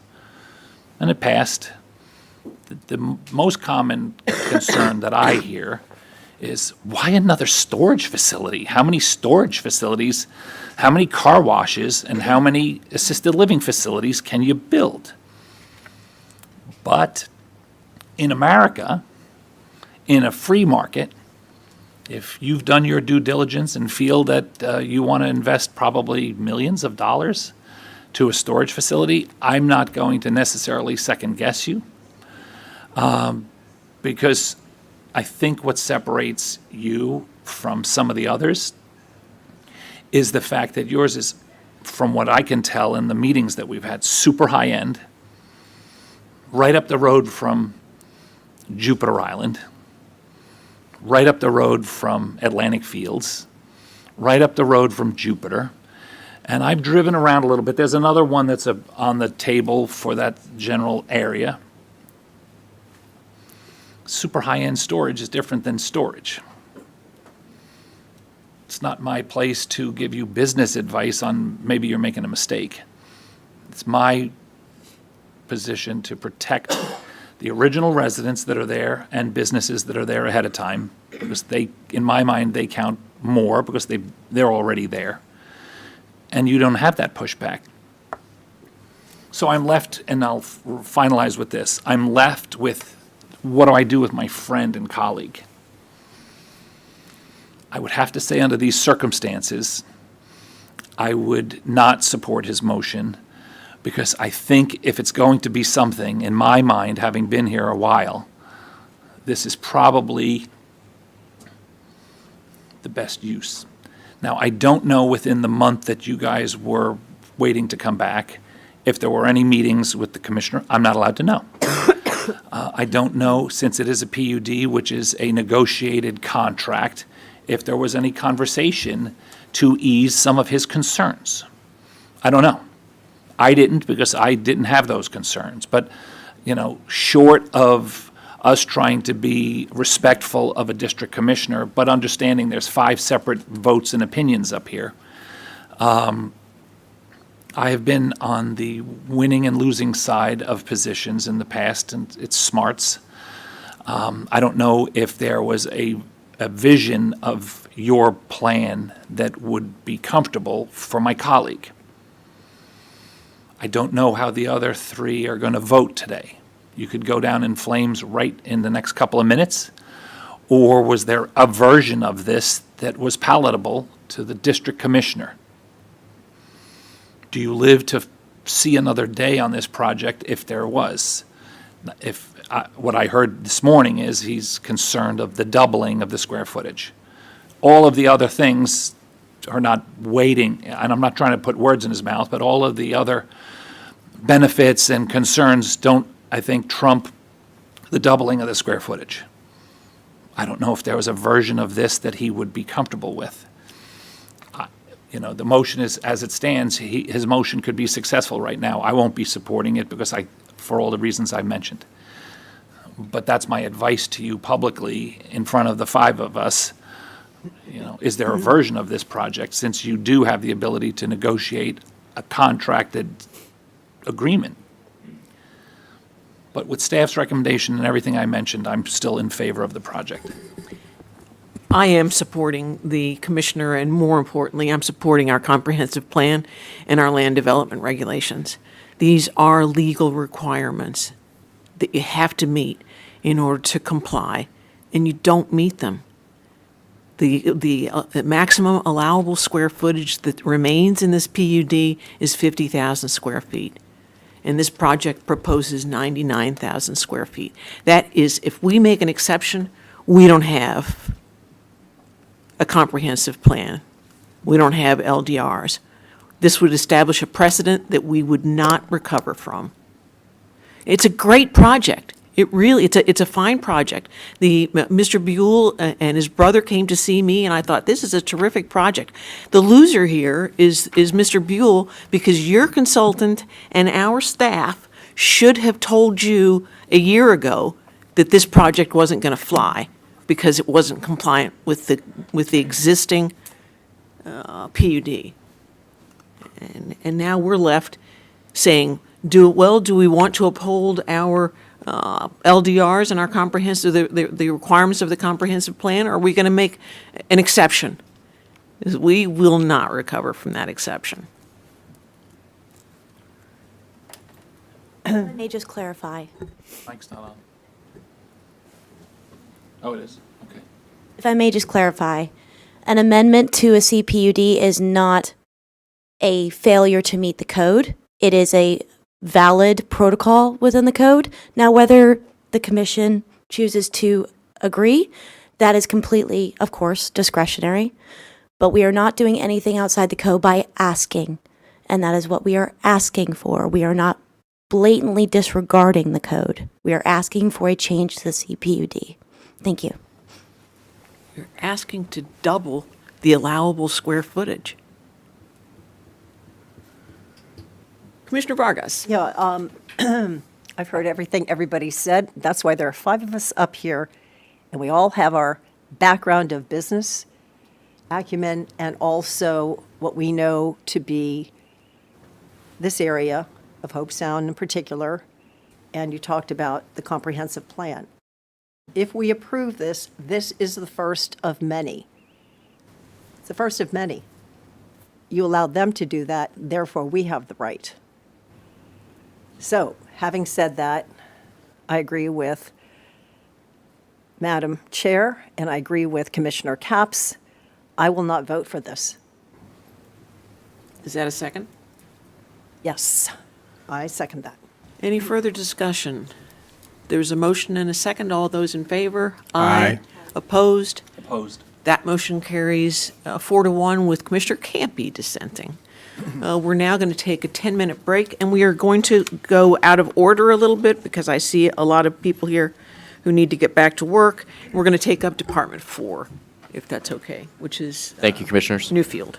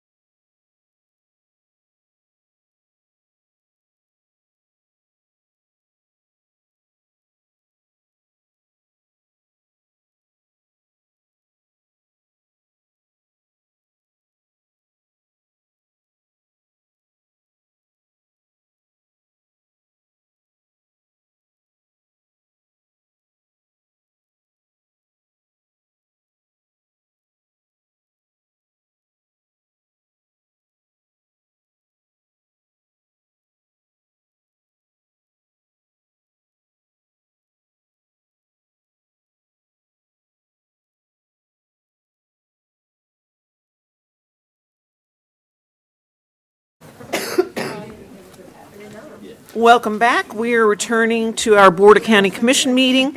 We're taking up Department 4, which is a request to amend the deed of conservation easement for Newfield Open Space.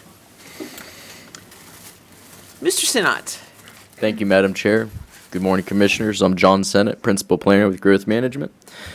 This is a request by Gunster, Yoakley, and Stuart on behalf of Mattamy Palm Beach for approval of an amendment to the deed of conservation easement for Newfield Open Space, recorded June 14th, 2024, in Official Records Book 3442 at page 2548, Public Records of Martin County, Florida.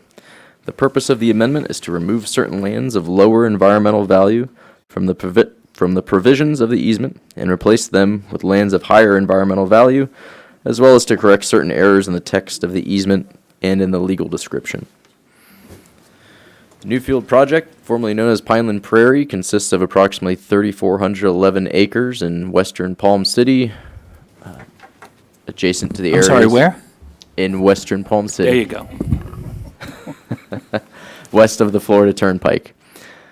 3 conservation easements were approved and accepted by the BCC in March of 2024. There was 1 easement encumbering the open space areas, a separate easement for the Preserve Area Management Plan 1 areas, and a 3rd easement for the Preserve Area Management Plan 2 areas.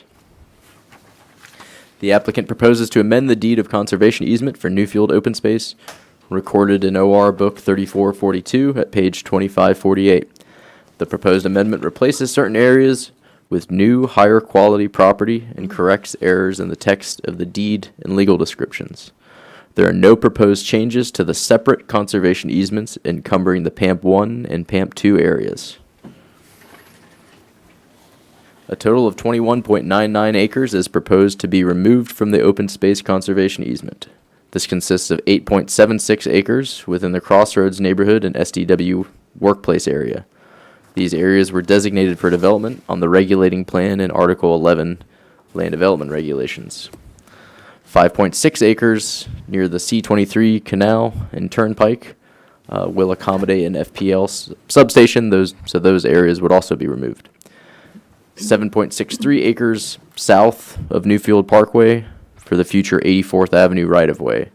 Those 7.63 acres would also be removed. The proposed amendment also corrects references to PAMP 2 within the easement agreement that were included in error. To offset the removed areas, the applicant will include 33.35 acres of additional property within the open space easement. Based on an evaluation by EW Consultants, the proposed areas are of higher habitat quality than the removed areas. Staff recommendation is to move that the board adopt a resolution approving and accepting the amendment to deed of conservation easement for Newfield Open Space and authorize the chair to sign all documents necessary to complete the transaction. That concludes my presentation. Questions for Mr. Sinat? Seeing none, applicant, would you like to make a presentation? Good morning. Morning.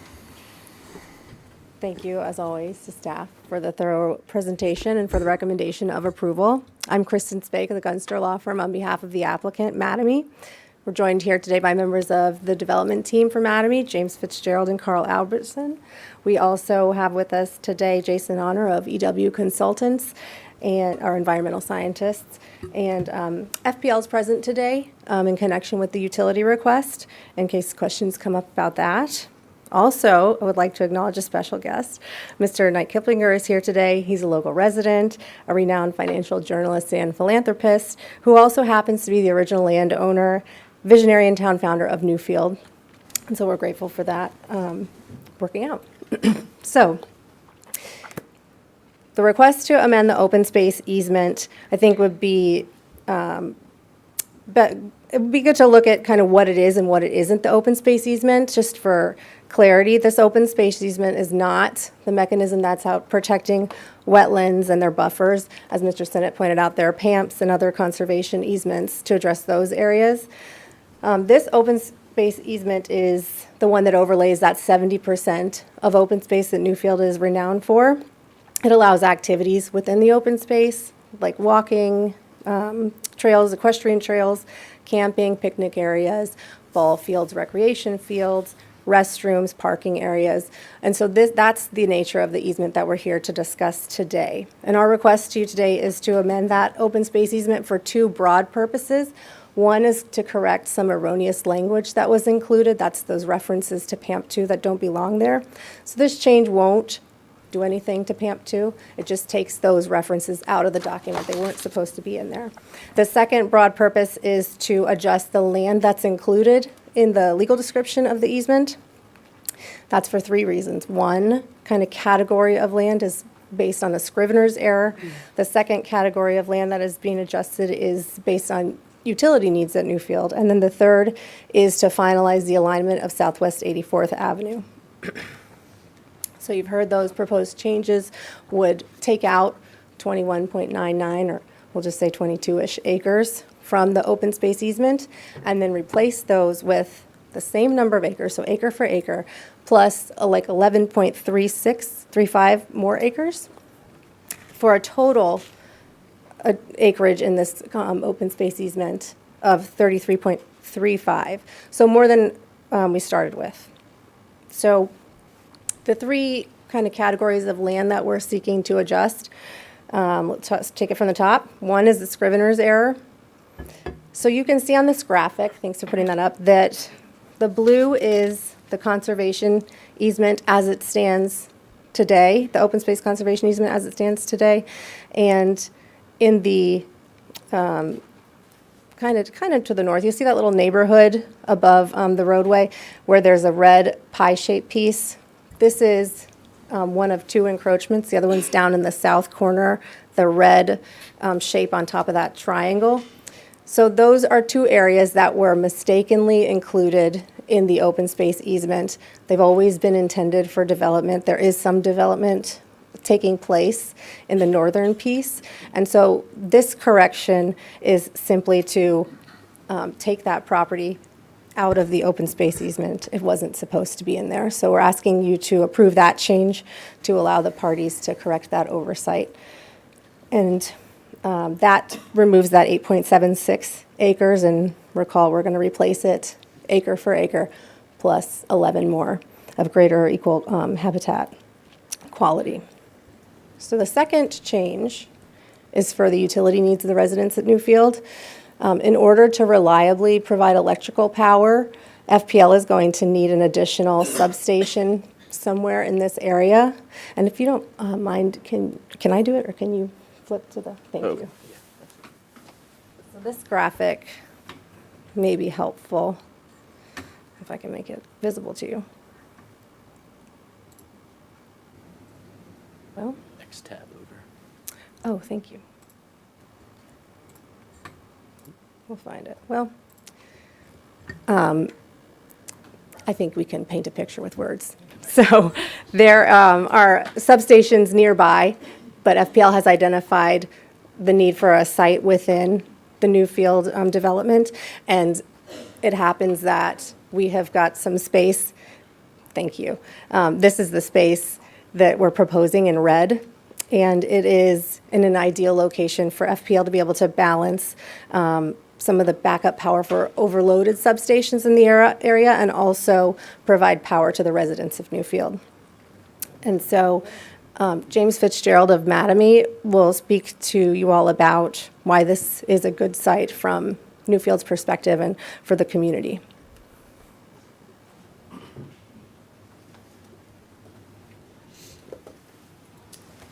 Good morning, Commissioners. Thank you for your time this morning, and I want to thank staff for working with us on this agenda item. As Kristen kind of noted, when we consider the future of Newfield, obviously the provision of utilities is a chief concern for us. And so when we think about the conversation for the future power needs, obviously we wanted to figure that out as soon as we can, and that's part of the reason why we're here in front of you today. So in partnership with FP&L, we think that we've found the right location for a substation that its primary use is to deliver power to the future residents of Newfield. And so when we weighed these locations, we considered several different things, because we've discussed other locations on the property in the past and finally settled on this one. It is in the northeasternmost corner of the property, tucked away, so it's not a visual impact. That's one. It is very far from the neighborhood context, and so we think, from an aesthetic perspective, that's ideal over there. Secondly, as the graphic we were supposed to be able to kind of pull up here shows, this substation is located, in relative proximity to FPL's other substations, so it's a very efficient and economical solution. And finally, we wanted to just also consider, some of the environmental considerations. And so when we were looking at this proposal and, understanding the fact that we don't take it lightly coming before you to modify the open space easement, we wanted to make sure that we came with something. And so that's how we identified the 32 additional acres that we're adding to the open space to show our commitment and how serious we take, this request. And so we've got FPL, as well as myself, and then Jason Hunter from EW, who can answer any questions regarding the strategy over the selection of the location. And FPL can answer, any technical questions you may have in terms of its intended use. And then in terms of the environmental quality of the acreage that we are adding, Jason is happy to answer any of those types of questions too. So thank you for your consideration. We appreciate it. Question for the applicant. In that case, Commissioner Campy. I'd like to hear from someone from FPL to see how it works out for them.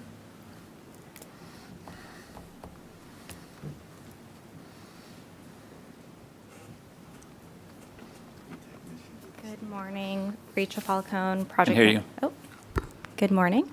My name's Rachel Falcone. I work for FPL as project manager for substation developments. Is there a specific question you had? If it wasn't accomplished this way, where would you stand if this didn't go through today? We would have to seek other locations for the substation. This is definitely an ideal location for us.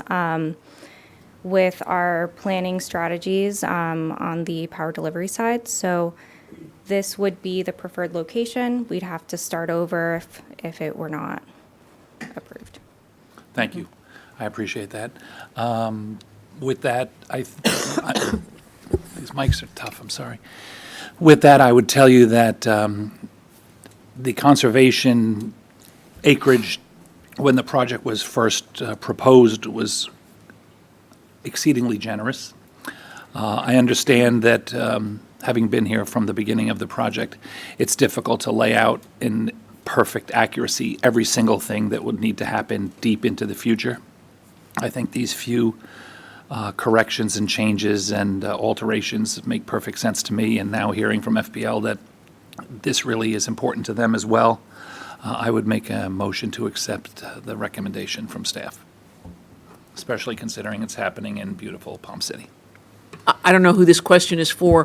What are the uses that are directly adjacent to the proposed FPL substation? I presume that's east? Turnpike.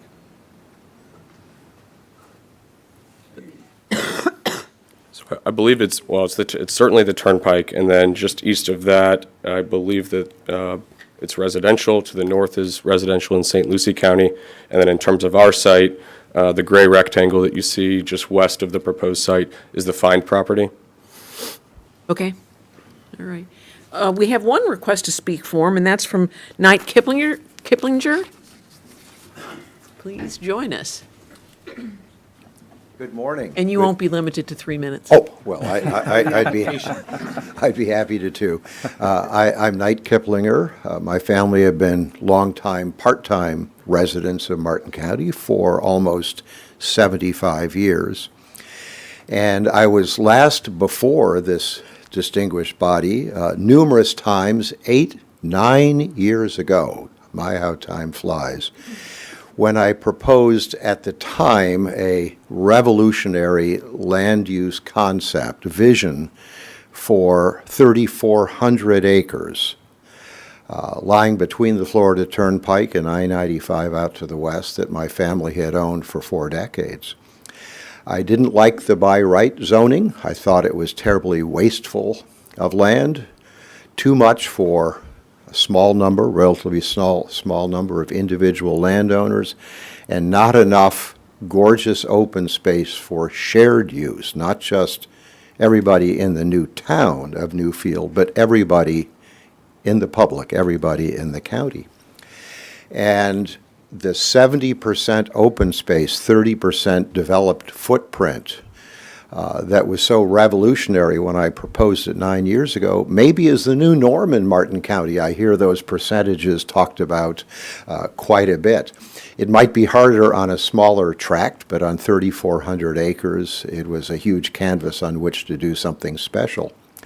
I hasten to add that I have no lingering financial interest in Newfield.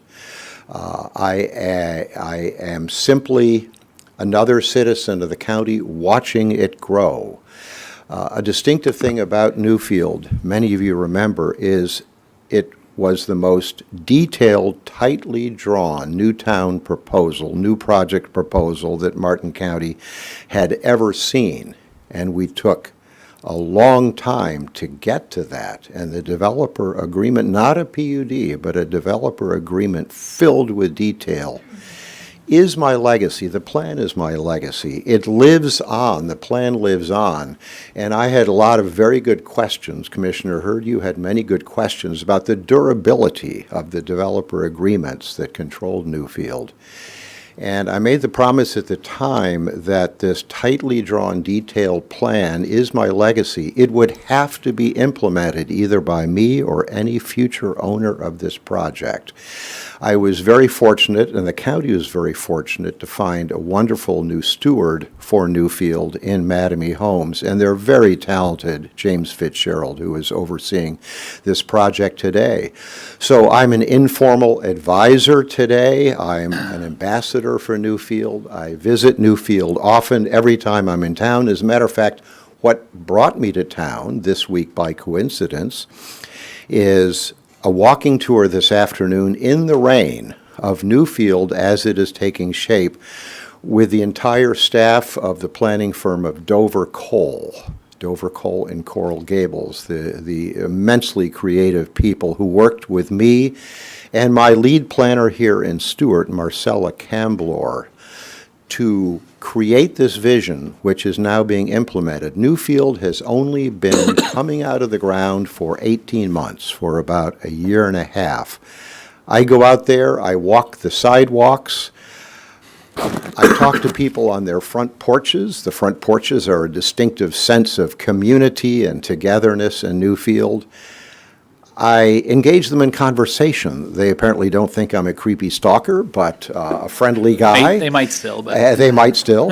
But I asked them, I said, why did you choose Newfield over the more conventional suburban sprawl that is available everywhere, even in our county, but everywhere in the Treasure Coast? And they sound like the new residents out of Central Casting, whom I envisioned and described to you 8 or 9 years ago. People of all ages, retirees, families with little children, their tricycles on the sidewalk, singles with no children, prime of life, empty nesters, the full array of people, multi-generational. Newfield, no gates, no golf courses, a sense of community friendly by design. And these are not just phrases, these are really real. So when I come back, I saw that there was an agenda item this morning. It's a very clear, straightforward agenda item, makes a great deal of sense. Commissioner Campy alluded earlier that 8 or 9 years ago when we were creating this very detailed plan, as detailed and tight as it was drawn, we couldn't anticipate where Florida Power and Light might think that a new substation would make sense to serve this community. The location is ideal, so you take a few acres out of protected land, you swap it for a few others, and we're talking about 20 or 30 acres in 2,000 plus acres of open space. So I hope those of you who haven't been out to Newfield recently will come out and take a look. It's very exciting. The new athletic fields, which we promised to Martin County 9 years ago and are very needed, are nearing completion right now, right along Newfield Parkway. The town center, the small small-scale retail center will be coming out of the ground fairly soon, talking to retailers who would like to be there to serve this community. So a lot of exciting things happening out there. And I know the plan very well, so I'm watching closely with no corporate authority whatsoever, simply the moral authority of a founder who put it in motion and then stepped aside. So thank you for this opportunity this morning. Thank you. Commissioner Campy. Just to follow up, I remember when Mr. Kiplinger was looking for someone to take over the project from his vision. I call it night vision. And he and I had a conversation about several different suitors that were interested in getting an entitled property at this size in Martin County, which is unheard of. I tell people the last time something like this really took place was Martin Downs, and we do this every 50 years. And I know how concerned he was that most people assumed that the Kiplinger family was going to develop the project themselves, like they're multi-talented, but that wasn't one of them. And I remember when he said about Mattamy, and I'm like, I hadn't heard of them, and we got a chance to meet with them, a Canadian company. And I think one of the most clever parts of the company is the reason it's called Mattamy is the owner of the company's children are Matt and Amy, and it's Mattamy. And when he picked them, they had a little like a little ceremony out there with a tent, and it was very nice. And Mr. Kiplinger had asked me to speak, and I sort of said to the new Mattamy partners, I said, there's night vision here, you have to do, because we all approved it based on his vision, and Marcella Camblor and the team he had put together. Mattamy was showing up new. And we just wanted them to understand that this was not going to be like a bait and switch kind of a thing, that they were going to come in and do whatever they wanted. And I would tell Knight, my friend, that they've done exactly what we thought of your vision and approved, and probably even more so. I hear such wonderful things from people that have actually moved out there. They've been very available to us and our staff. We've had a couple of issues that have come up, which is just normal. Back and forth kind of stuff, and they've immediately taken care of them. So your legacy, which I think is the right word, is very well protected in your last selection process, which was hiring Mattamy. James Fitzgerald is very available. They've really involved themselves in the community. And for those of us that stuck our necks out for your vision, you picked the right group, and it's made my life much, much easier. So thank you to you, and thank you to the folks at Mattamy. And we have a motion without a second. Second. Commissioner Capps. Any further discussion? Commissioner Heatherington. I would just say to Mr. Kiplinger, because I participated as a private citizen in your public meetings, which you did an amazing job. I wasn't yet here when your project was approved, but as you just mentioned, your legacy has been followed, and I like this, that it includes additional conservation land, and I will support it. And I really do very much enjoy your trailheads out of the property. There's a motion and a second. All those in favor? Aye. Opposed? That motion passes unanimously. Thank you. Thank you, Commissioners. Thank you. We'll now take up the B&C 1 Library Board of Trustee appointments.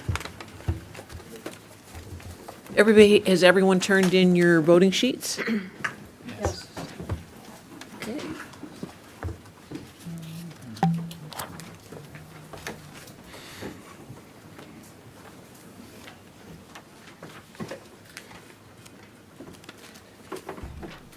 Donna Gordon for administration. Dr. Paul Copeland and Ms. Mary Hitchborn received 1 vote each. Ms. Paula Best Hunt and Mrs. Roxanne Johnson received 4 votes each. Motion to accept Paula Hunt and Roxanne Johnson to be reappointed to the Library Board. Second. Any further discussion? There's a motion and a second. All those in favor? Aye. Opposed? That motion passes unanimously. Thank you, Ms. Gordon. We'll now take up Department Quasi Judicial Number 1, which is a request for approval of a planned unit development final site plan for the Storage Rentals of America project. This is quasi-judicial. Commissioner Vargas, any ex parte disclosures? If I have any, they've been filed. Commissioner Capps? If I have any, they have been filed. I have them, and they've been filed. Commissioner Campy I have them, and they've been filed. and Commissioner Heatherington. I do have some, and those have been filed. Mr. Aguilar, have you turned in all of your relevant information to the, Yes, a copy Clerk. of my work history has been turned in as Exhibit 1. okay? And anyone who's going to be providing any sworn testimony, please stand, raise your right hand, and be sworn in. Do you swear or affirm the evidence you're about to give will be the truth, the whole truth, and nothing but the truth? Mr. Aguilar, please proceed. Thank you, Madam Chair. Good morning, members of the board. My name is Luis Aguilar, Principal Planner for the Growth Management Department. I'm presenting a PUD final site plan application for a property owned by SROA SE Sandy FL LLC. The applicant, Storage Rentals of America, is requesting approval of a final site plan to construct a 3-story, 97,500 square foot self-storage facility and associated infrastructure on approximately 2.51 acres. Included is a request for a certificate of public facilities reservation. The subject property is located at the southwest corner of Southeast Dixie Highway and Southeast Osprey Street and east of Southeast Sandy Lane in Hobbs Sound. This is an enlarged area of the site. The property is undeveloped. The property is abutting South Martin Regional Utilities Water Treatment Plant to the west and the Ridgeway Mobile Home Subdivision to the north. So that's the mobile home subdivision and the water plant here. The future land use designation is general commercial. And the zoning district is PUD residential. The East Ridge Estates PUD was adopted in 1978 and consists of single-family dwellings, duplexes, multifamily sites, a park, and a commercial area. The subject property, Lot 21, Block I, is the commercial area. As mentioned before, the property consists of a 3-story, 97,500 square foot residential storage facility known as Storage Rentals of America. Entrance to the proposed storage facility will be through Southeast Sandy Lane. A parking rate adjustment is requested pursuant to Section 4.625, Martin County LDR, and 12 parking spaces are proposed. This is the first sheet of the site plan. Access to the site will be through these two locations on Southeast Sandy Lane. You can see also the proposed parking area and a 20 by 51 loading zone over here. This is a closer look of the proposed building. You can see over here the proposed dry retention area. This is located in the southern part of the site. And the building setback here is over 88 feet long. The applicant is requesting alternative compliance from the primary facade transparency fenestration provision of Article 4, Division 20. Staff recommend approval. The Board of County Commissioners is the final decision maker for this application. These are the proposed elevations. This elevation here faces Dixie Highway, and this is the main entrance elevation on Southwest Sandy Lane.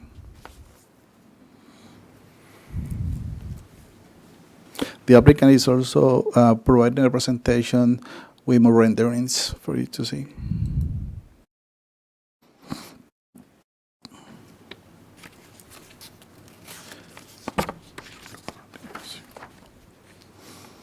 Pursuant to Article 10, Table 10.5F9, Martin County Land Development Regulations, review of this application is not required by the local planning agency. Development review staff have found the Storage Rentals of America application to comply with all applicable regulations and the comprehensive growth management plan as detailed in the staff report. We recommend to move that the board receive and file the agenda item and its attachments, including the staff report as Exhibit 1, and move that the board adopt the resolution approving the Storage Rentals of America final site plan. This concludes my presentation. The applicant is here and has prepared a presentation and is ready to answer any questions. Thank you. Questions for Mr. Aguilar? Mr. Raines? Good morning, Commissioner Hurd. Morning. Commissioners, thank you. For the record, Bob Raines, a land use attorney with the Gunster Law Firm, here on behalf of the applicant this morning. Thank you for the opportunity to be here presenting this project. As Mr. Aguilar pointed out, I wanted to make a couple of points, and in a minute I'm going to have Ruben Cruz from Kimley Horn to come up and make a presentation. But this is a project that is consistent with the comprehensive plan and the existing PUD zoning and the master plan that was exhibited on that PUD. And we're following your code and that comp plan and PUD, with the exception of the alternative compliance that we're asking for, but that we believe is actually something that helps with the hiding the building and stuff. And we'll get into that in just a minute. But with your permission, Madam Chair, I'd like to ask Mr. Aguilar just a couple of questions, if I could. Sure. Thank you. Mr. Aguilar, did you prepare the staff report for this presentation? Yes, I did. For this item. And if I could turn your attention to Section F, which is of the staff report, which is the determination of compliance with the Comprehensive Growth Management Plan requirements as prepared by the Growth Management Department. Did you prepare that section, sir? Yes, I did. And it reads, finding of compliance, staff has reviewed this application and finds that it complies with the LDRs as detailed within this report. Staff recommends approval of this development application as consistent with the guidelines and standards of the applicable comprehensive plans, goals, objectives, and policies as implemented in the LDRs. Did you write that, sir? I did. And would you still agree that's the case? Yes.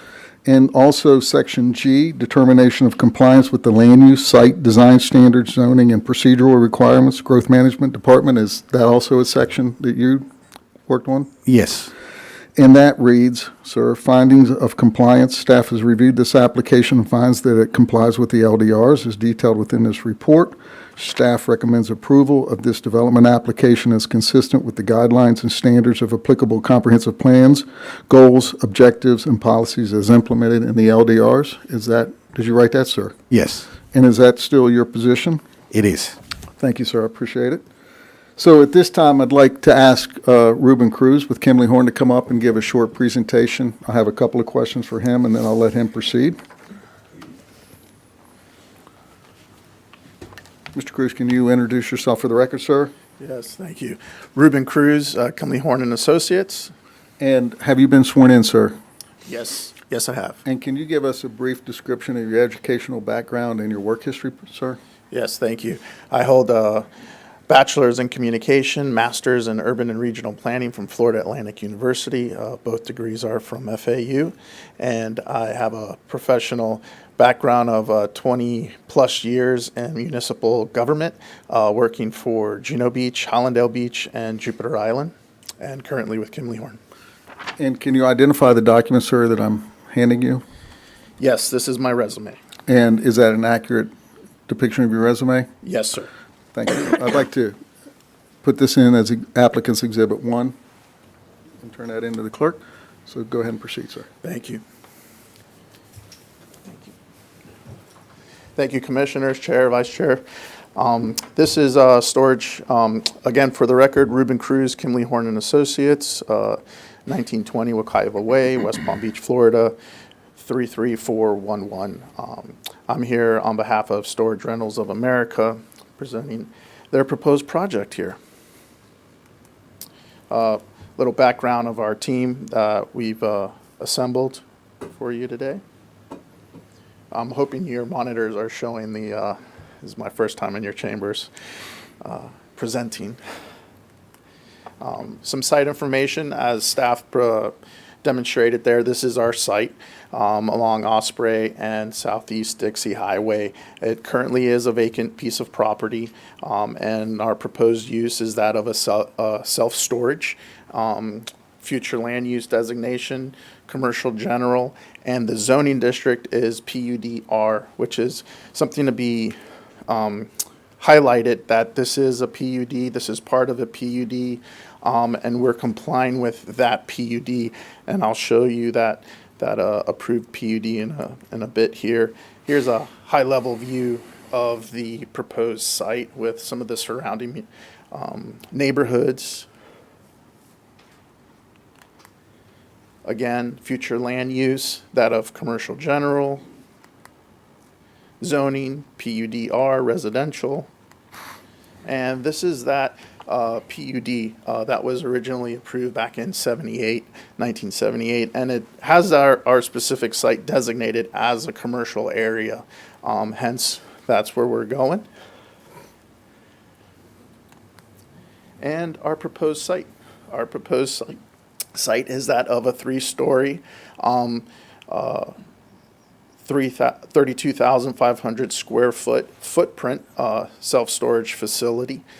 So that is the footprint that is taking up the land. It's something to indicate here that looking at the lot coverage, the building coverage there that we're proposing is that of 29.88. The max is 30%, so we're within that. And then also the landscape open space percentages is 20, right? We're at 52.99, so we're giving that landscape open space that is highly important for this project and appearance to the neighboring properties.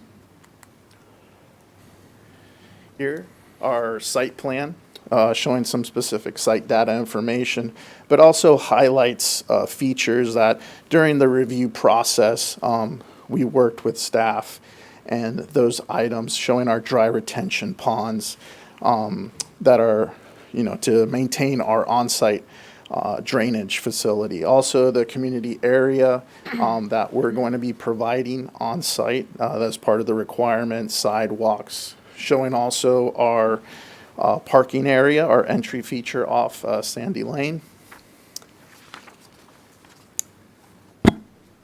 And also another key component, because we are within the Wellfield Protection Zone, we do have SMRU, a future well pad there that we've designated on our site to comply with that, given our proximity to SMRU just to our west.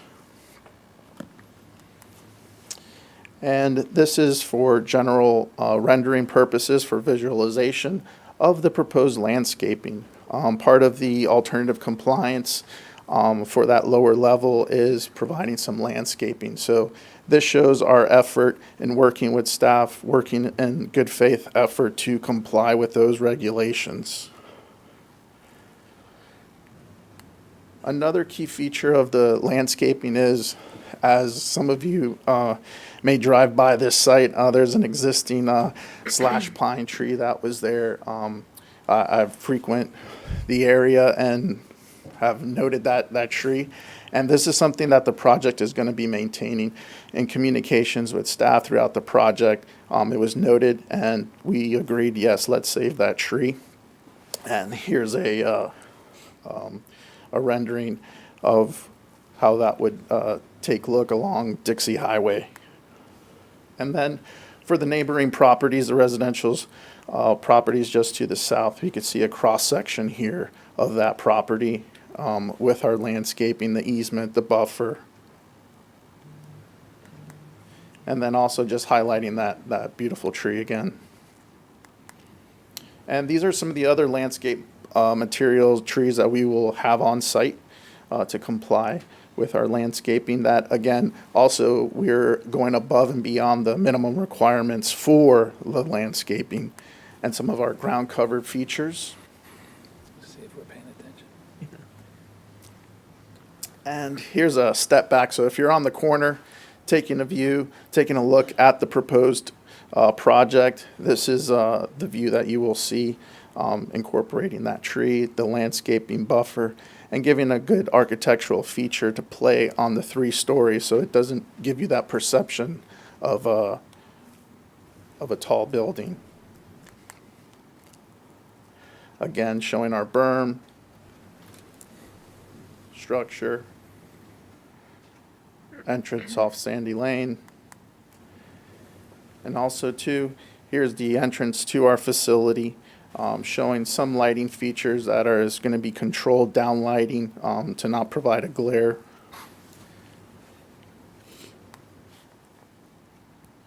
Another picture. And then also, part of the project, this is an ongoing project. This is a project that's been since 2023, and there was a lot of community outreach, community involvement that took place with this, getting some input from the community of what they wanted to see and how, we could move forward. So throughout the process, we just wanted to highlight the effort that we have taken to reach out to the community via mailings, electronic information, sites, having events where we can meet with the community and also with key liaisons for neighboring communities. Here's an example of just one of the community center outreach meetings we had for the project recently. And along with that feedback that we did receive, it was part of, the buy-in for the project. So with that, we did what we perceived as buy-in from the community, not hearing objections to it, but that of being in favor of it.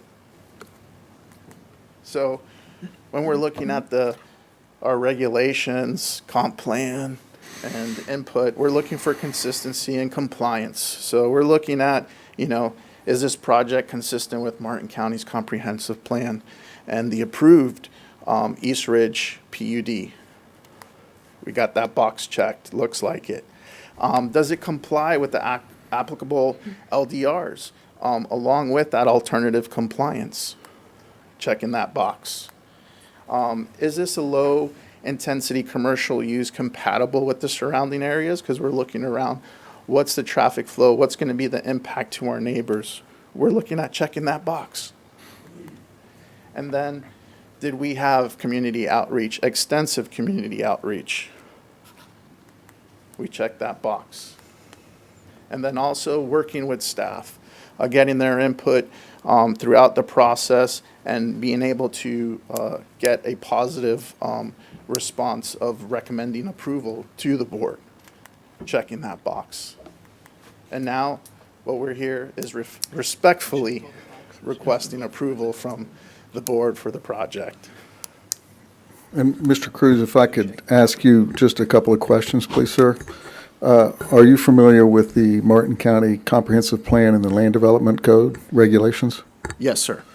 And in your professional opinion, is it consistent with the Comprehensive Planning and the Land Development Code? Yes. And is it also consistent with the PUD zoning for this site? Yes, sir. Okay, thank you. Commissioners, that concludes our presentation. Just a couple other quick comments from me before we just wrap it up. I think that our client has done an excellent job with respect to this project. It's been a number of years. We listened to the community. I think the fact, and I know you'll call in just a moment for public comment, but I don't see very many people here. And, there may be somebody here, but I think we've done an excellent job of meeting with the community and listening to their concerns and trying to address those concerns. I would also, again, just like to point out this is a PUD, but again, we're not asking for any amendments to the PUD. We're consistent with what was approved, the PUD zoning. So we're not here. This is strictly a final site plan that is consistent not only with the comp plan, the land development regulations, but also the PUD that was approved for this project. So we'll be glad to answer any questions.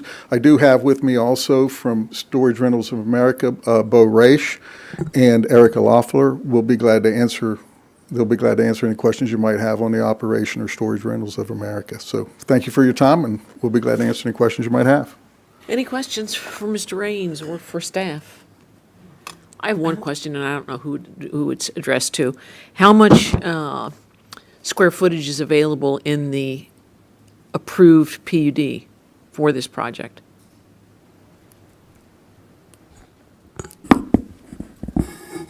Good morning, Pete Walden, Deputy Growth Management Director. The PUD just basically states that it'll be built out as general commercial. So it it didn't- has a 60% land coverage, building coverage. So this PUD didn't specify Correct. maximum It doesn't have a square footage. gross leasable area like the other one. And Commissioner, if I could just add something to that, and Pete and Mr. Aguilar can, or Paul, Pete and Luis can correct me if I'm wrong, but we're following the existing general commercial land development code for Martin County, the existing today, is that? That's correct. Yes, so we did do that, Commissioner, in response to that, so. Okay. We're consistent with the current code. Would anyone from the public like to address us? Seeing none, back to the board. Commissioner Capps. This is a PUD final site plan. It is not a PUD amendment. We have less discretion with PUD final site plans than with PUD amendments. The legal standard for a PUD final site plan is competent, substantial evidence in the record, and it appears that the applicant has met this standard. With this PUD final site plan application, the applicant had commercial development rights on this property from the original PUD in 1978. The applicant is not asking to amend the PUD. He is just saying, I will accept the original PUD as originally written, and I'm finally ready to exercise the development rights granted by the original PUD. Therefore, I move approval of the application.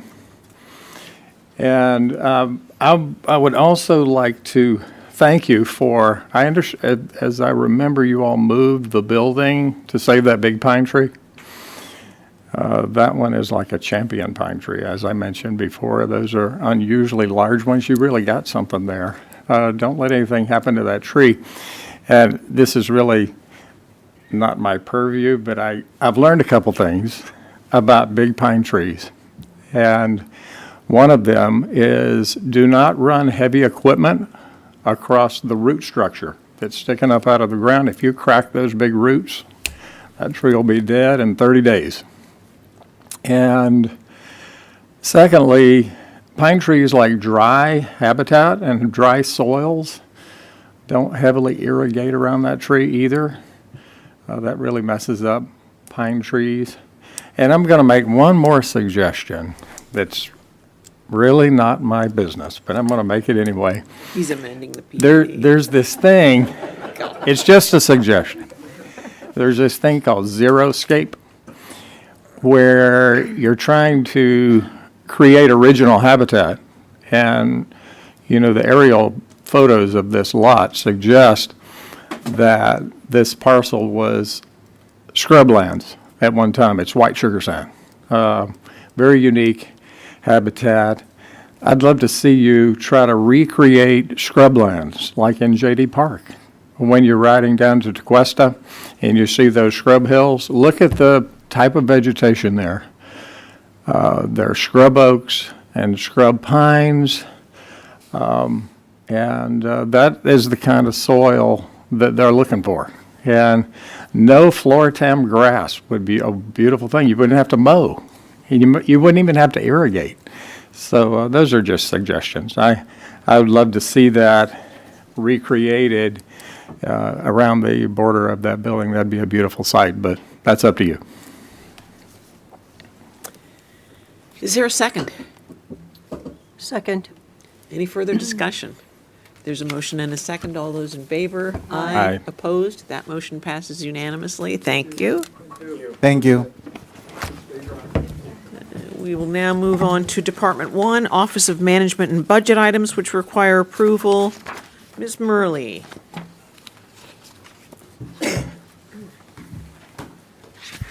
Good morning, Commissioners. Stephanie Murley, Director of OMB, here to present 6 items to you today.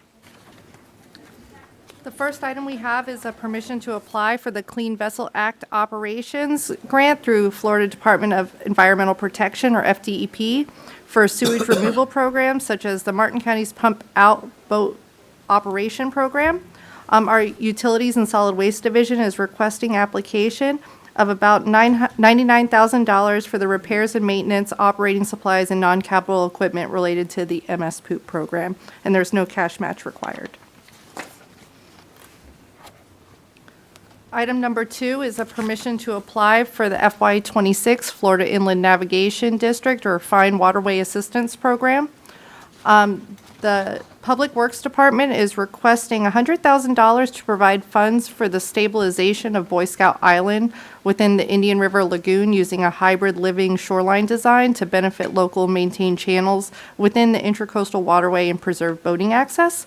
There is a grant match of $100,000 plus an additional $50,000 of county funds required to complete the project, which is budgeted in the Shoreline Management CIP.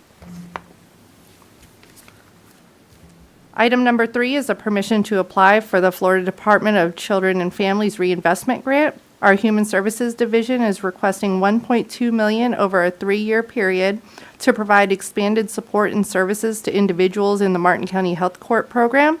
There is no grant match required for this. Item number 4 is a permission to apply for the BJA FY25 Edward Byrne Memorial Justice Assistance Grant Program for the Martin County Sheriff's Office.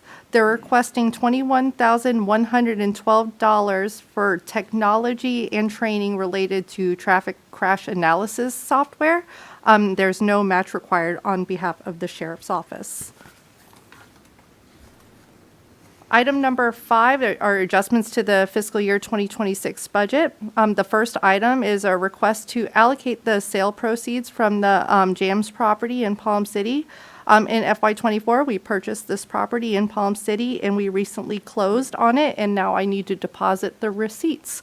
So OMB is requesting a budget resolution to allocate the funds accordingly to fully satisfy the interfund loan with outstanding balance in the general fund reserves and to replenish the District 5 MSTU.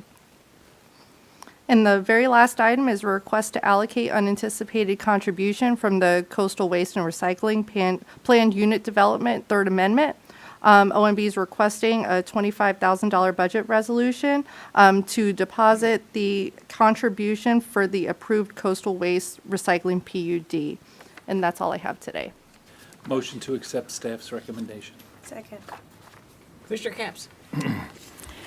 Under item number 3, permission to apply for the Florida Department of Children and Families Reinvestment Grant, I'd just like to highlight the group called the Martin County Public Safety Coordinating Council. And I serve on that group. We meet twice a year, and we just had a meeting.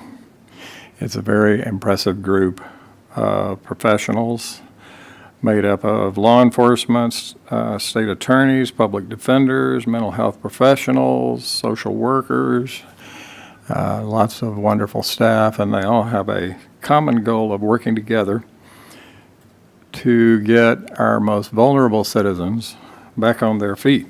I'm very glad to be a part of the group, and it's really heartening to see how much our community cares and the structures that are in place to help people in the greatest levels of need in our community. Any further questions or comments? There's a motion and a second. All those in favor? Aye. Opposed? That motion passes unanimously. Thank you. Department 2, contracts that meet the threshold for board approval of $1 million or greater. Ms. Brotherton. Good morning. Morning. Christy Brotherton, Chief Procurement Officer. I have 2 contracts for your consideration. The first one is Geotechnical Engineering and Quality Control Services. This is a continuing services agreement with a maximum not to exceed value of $3 million and a maximum not to exceed term of 5 years. And staff is recommending that the board award the contracts to the 3 highest scoring firms, which are listed in alphabetical order of Anderson Andre Consulting Engineers, Ardeman and Associates, and Terracon Consultants, and move that the board authorize the county administrator or designee to execute all documents related to this request. The next contract is a continuing services agreement for general contractor services. The work orders that are issued under this particular contract are limited to $300,000 per work order. Anything above that has to be formally bid as an individual project. And this maximum not to exceed value is $20 million with a maximum not to exceed term of 5 years. And staff is recommending that the board award the contract to the 4 highest scoring firms, which are also listed in alphabetical order, of Hennis Construction Company, Hooks Construction Company, Kirchman Construction Company, and Wells Brothers Construction Company, and move that the board authorize the county administrator or designee to execute all documents related to this request. And that concludes this item. Questions? I'll move approval. Second? There's a motion and a second. All those in favor? Aye. Aye. Opposed? That motion passes unanimously. Department 3 is a presentation of Martin County Fire Rescue lithium battery awareness.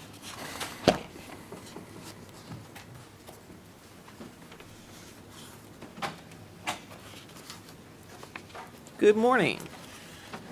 Good morning. Good morning, Chair, Commissioners, members of the board. My name is Chris Hansen. I'm the Deputy Fire Marshal here with Martin County Fire Rescue. I'd like to thank you for the opportunity to speak to you today about lithium-ion batteries and some of the challenges that they present for us. As you may recall, we were just here in October for Proclamation declaring Fire Prevention Week here in Martin County. This year's theme was Charge into Fire Safety, Lithium-Ion Batteries in the Household. Each year, NFPA hand selects a topic based on emerging hazards out in our nation. This really highlights a growing concern. Today, most of the electronics in our homes are powered by lithium-ion batteries, ranging from watch batteries all the way up to the electrical vehicles. While these things are efficient and powerful, it could really pose a serious risk when they're not used or maintained properly.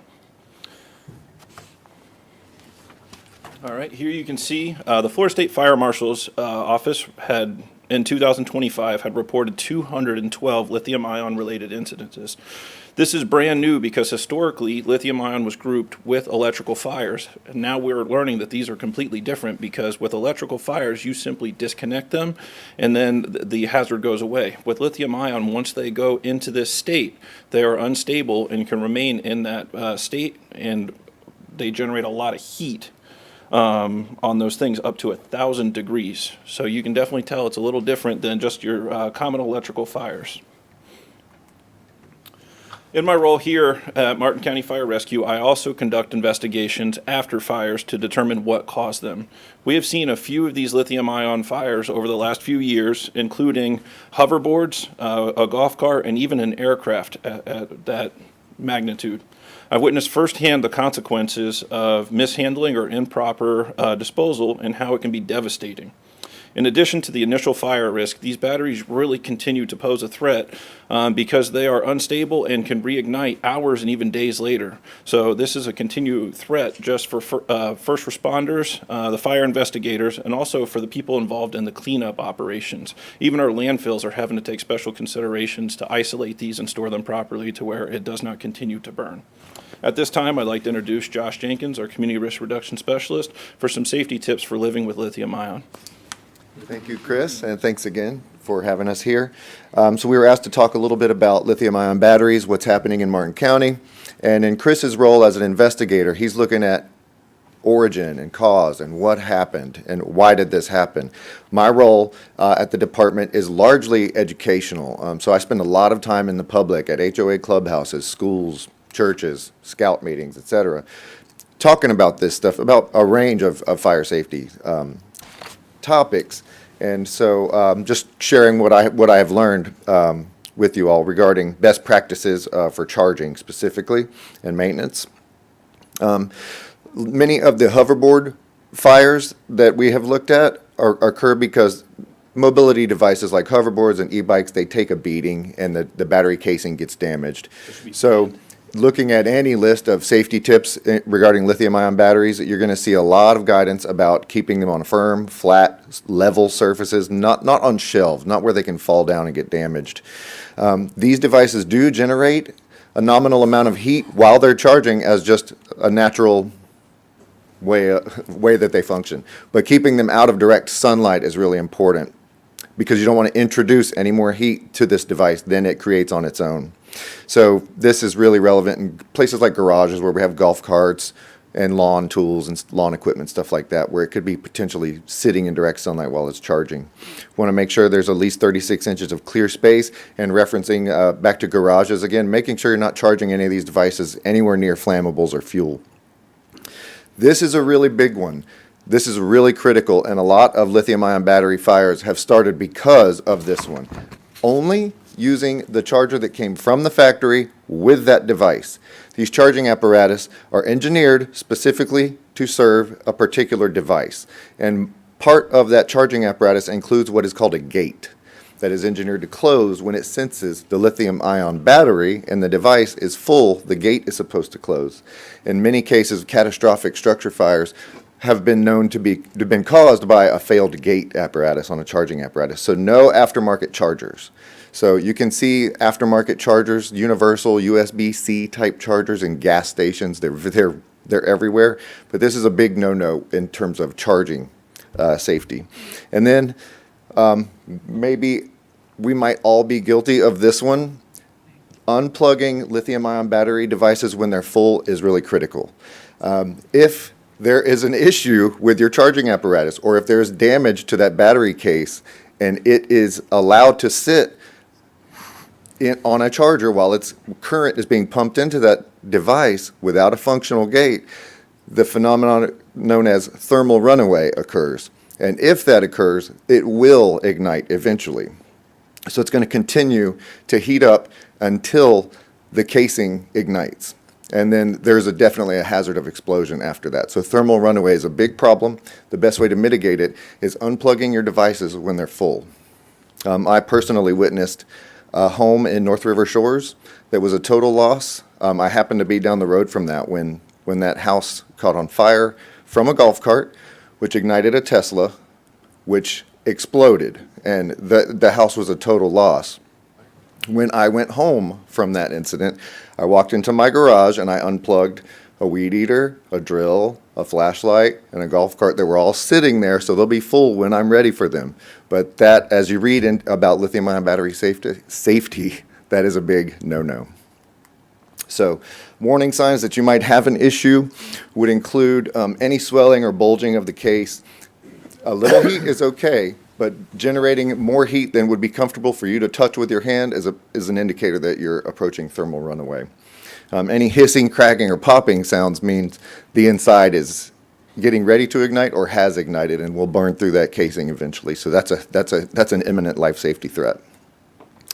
If these batteries do catch on fire, and even before they're ignited, they could be off-gassing. So this is a really important thing for people to know about, that these fumes emitted by lithium-ion battery devices are extremely carcinogenic and just could really overwhelm somebody very quickly in an enclosed space. So if you notice any of these warning signs and you feel safe, that you feel like you can safely remove it from the structure, you're going to potentially save that structure from a catastrophic fire. Maybe a fire blanket, maybe oven mitts would be appropriate, whatever's appropriate given the situation. But getting it out of the structure really safely, and then enacting your family's home escape plan. We are always encouraging people to create a home escape plan, and this is really critical to do before a fire. You can't really make an effective plan of what should I grab, what's my responsibilities, where do we meet. That doesn't happen during a fire. This is pre-planning. And then because you have heard us extol the virtues of ABC extinguishers many times, this is an important note. When people call fire prevention and to ask what type of extinguisher should I get for my home, that's a very typical question for us.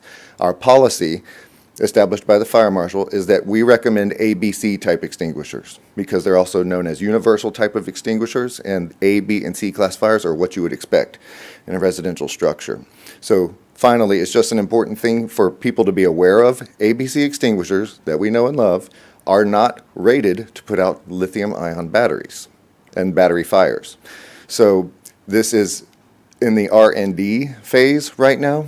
As far as NFPA is concerned, we're waiting on guidance for what's the best type of extinguisher for a lithium-ion battery device, but ABC is not rated for that.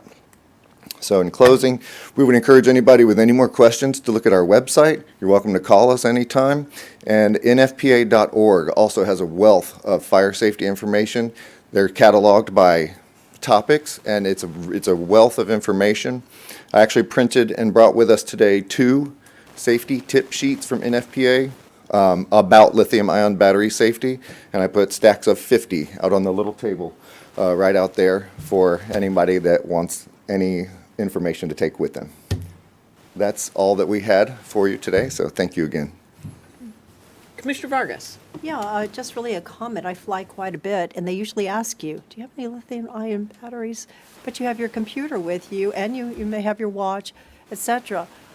So I'm a little confused why you go on an aircraft with something that could potentially explode, catch fire. That's a good point that you're making, and we're kind of a new territory. Like Chris said, NFPA just classified this as a unique class of fire. So it's trending, and we're going to get a lot more guidance from NFPA in the future, and it wouldn't surprise me if airlines prohibited that. But your many flights are business related, so I would have no idea how that governance is going to work. Sure. It would be that and vaping products, too. They ask Right, for that. yeah, right. Commissioner Capps. So I think you said an ABC extinguisher does not work well to put out a lithium I can fire. expand on that a little bit. Right. And then, so what is the solution? Do you need a different kind of extinguisher? Theoretically, if you are comfortable using an extinguisher and you catch that while it's still in the incipient phase, meaning it's just been born, it's just growing, if it's small enough, you have 5 pounds of powder in an ABC. A 5-pound ABC extinguisher refers to the amount of agent inside. Those are the kinds that you see all over, like we have here.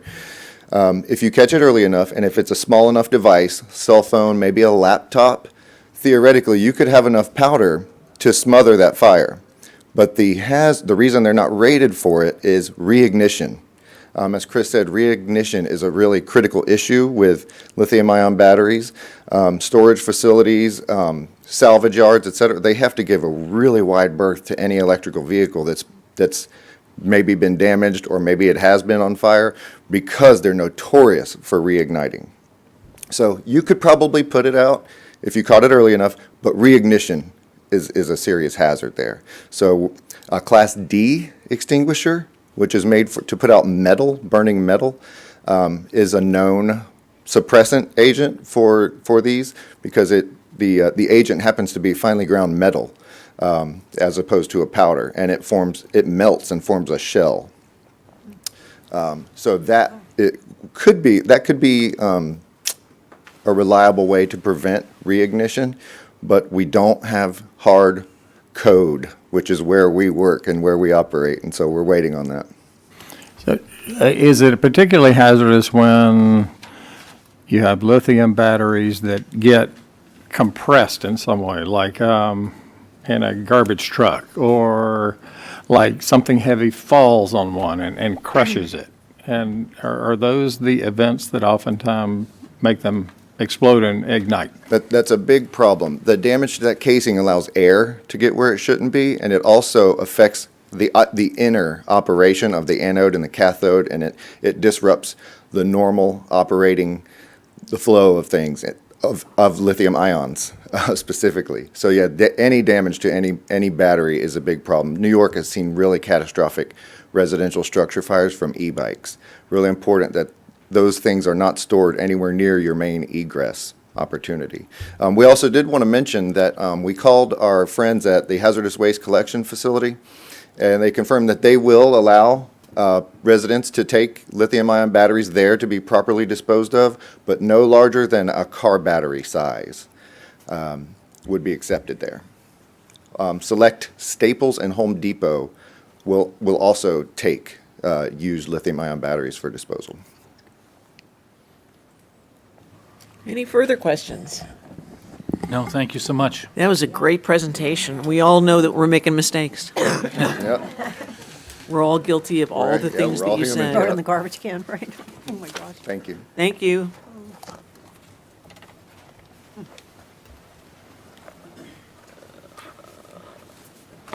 Take up Department 5, which is our last department, which is adoption of a resolution approving and accepting the acquisition of 2 parcels in Hobe Sound totaling 3.29 acres as recommended by the Environmental Lands Oversight Committee and approved by the Board of County Commissioners. Chair Hurd, Commission members, Mark Avaney, Deputy Director of Public Works, pleased to be here this afternoon to discuss this item. 2 parcels in the Hobe Sound area totaling approximately 3.29 acres, kind of at the bend in Cactus Trail. The history on this is that the ELOC, as you know, has identified numerous properties for acquisition, and this is one of their top properties. What we like especially about this property is it gives us access to Atlantic Ridge and state property that currently now has no access.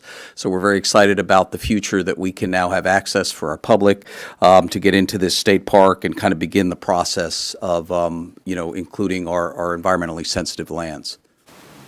Terrific. Any questions? Commissioner Capps. I would like to thank Julian and Esteline Rogers, fellow Hobe Sound residents, for their willingness to sell their land to Martin County for conservation.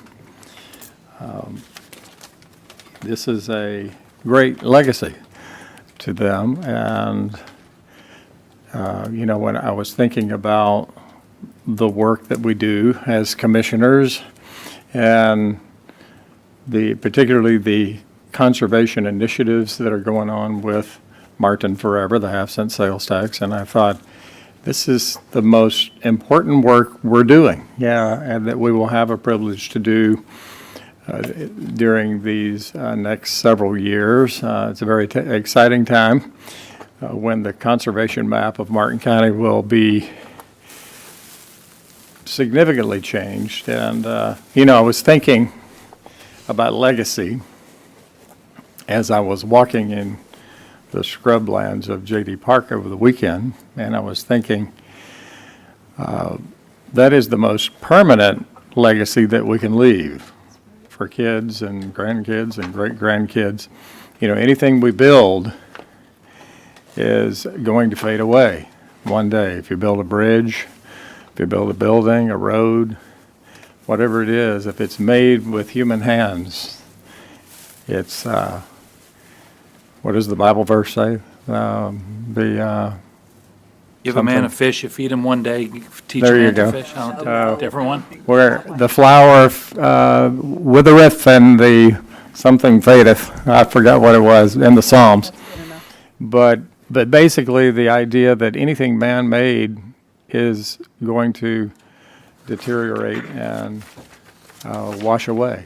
But when we leave land, it's forever. And it's a great thought and a great job to all involved, especially our staff, and also to the Julian and Esteline for their willingness to sell the land into conservation. And they're not making any more. And I'll move approval of the acquisition or transfer, or however this needs to be stated. Commissioner Vargas. Yeah, I do know Mr. and Mrs. Rogers. Fine people that have been anchored in this area for a very, very long time. Hope Sound Bible College, some other areas too that they've had their fingerprints on. So I have to agree with Commissioner Capps to do this, and we had another lady earlier today that is continuing her legacy too. So very proud to be here at this moment, and thank you very much for the voters of Martin County, to help us move forward with this. This is a momentous time. Philanthropy for conservation is alive and well in Martin That's right, County. here in Martin County. There's a motion and a second. All those in favor? Aye. Opposed? That motion passes unanimously. Thank you. We've come to the end of our agenda. Any further commissioner comments? Commissioner Vargas? No, I think I'm set for today. Thank you. Commissioner Capps? All set. Commissioner Campy? All set. Commissioner Heatherington? All set today? Mr. Donaldson? Ms. Elder? And no one is here from the public. Okay. So we are adjourned. Thank you.